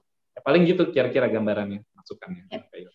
Mas Rio ini mulus-mulus aja ya, dari pertama masuk ke dunia pertanian ini mulus-mulus aja sampai sekarang. Pernah nggak ada jatuhnya? Enggak dong, tetap ya, terutama di hulu ya, terutama di hulu, hilir juga termasuk gitu ya. Nggak mungkin lah namanya bisnis nggak ada masalah, nggak ada risiko, itu nggak mungkin. Ya, cuma balik lagi mental harus kuat. Ya. Siap rugi nggak gitu ya? Siap rugi nggak? Belajar dari kesalahan. Kesalahan pasti ada, kegagalan pasti ada. Nggak mungkin nggak, pasti ada itu. Ya kan, apalagi kalau saya background nggak ada pertanian dulu kan, saya orang IT dulunya. Gitu. Jadi semua itu berproses lah semuanya. Ya, berproses yang pada akhirnya jadi belajar buat kita apa yang harus kita improve, apa yang harus kita develop ke depannya gitu kan. Kira-kira seperti itu. Gagal banyak, kalau diceritain gagalnya banyak. Terima kasih Mas Rio. Ini sangat menginspirasi ya, semua yang hadir dan yang akan nonton di YouTube ya. Bahwa kesimpulannya adalah pentingnya kolaborasi. Kalau untuk membangun ekosistem pertanian itu adalah sangat penting kolaborasi, networking. Kemudian kita harus kuasai dari hulu sampai hilir agar kita bisa mapping pasar. Kemudian kita bisa juga mengukur kebutuhan dan ini ya, mengontrol ya. Kemudian bahwa pasar buah itu masih luas ya, pasar di bisnis buah itu masih luas, baik untuk kebutuhan lokal, memang kebutuhan lokal juga belum terpenuhi. Nyatanya kita masih ada beberapa buah import ya. Kemudian juga ekspor juga masih terbuka luas dengan program-program pemerintah yang memang ingin meningkatkan terus ekspor buah ya. Dan ada di tahun 2025 itu tuh ingin bahkan di 2024 kita menguasai pasar dunia. Kemudian untuk industri juga masih begitu luas seperti tadi yang sudah disampaikan Mas Rio. Untuk penutup di acara, silakan Pak Guntur biasanya memberikan ini kesimpulan yang lebih.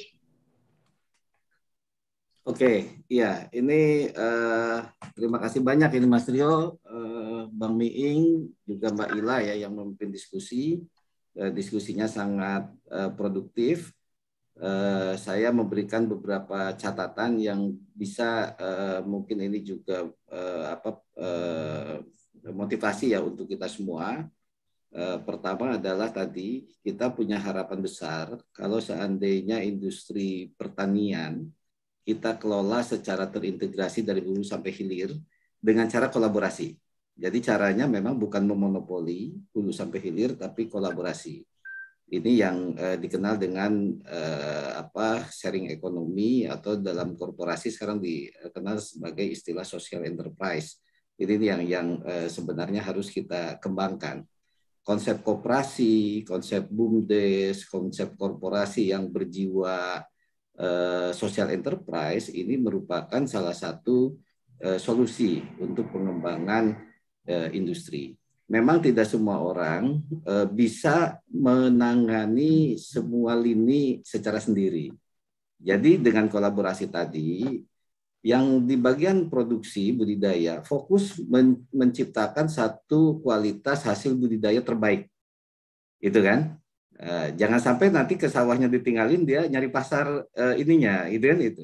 Nah, akhirnya budidayanya terbengkalai.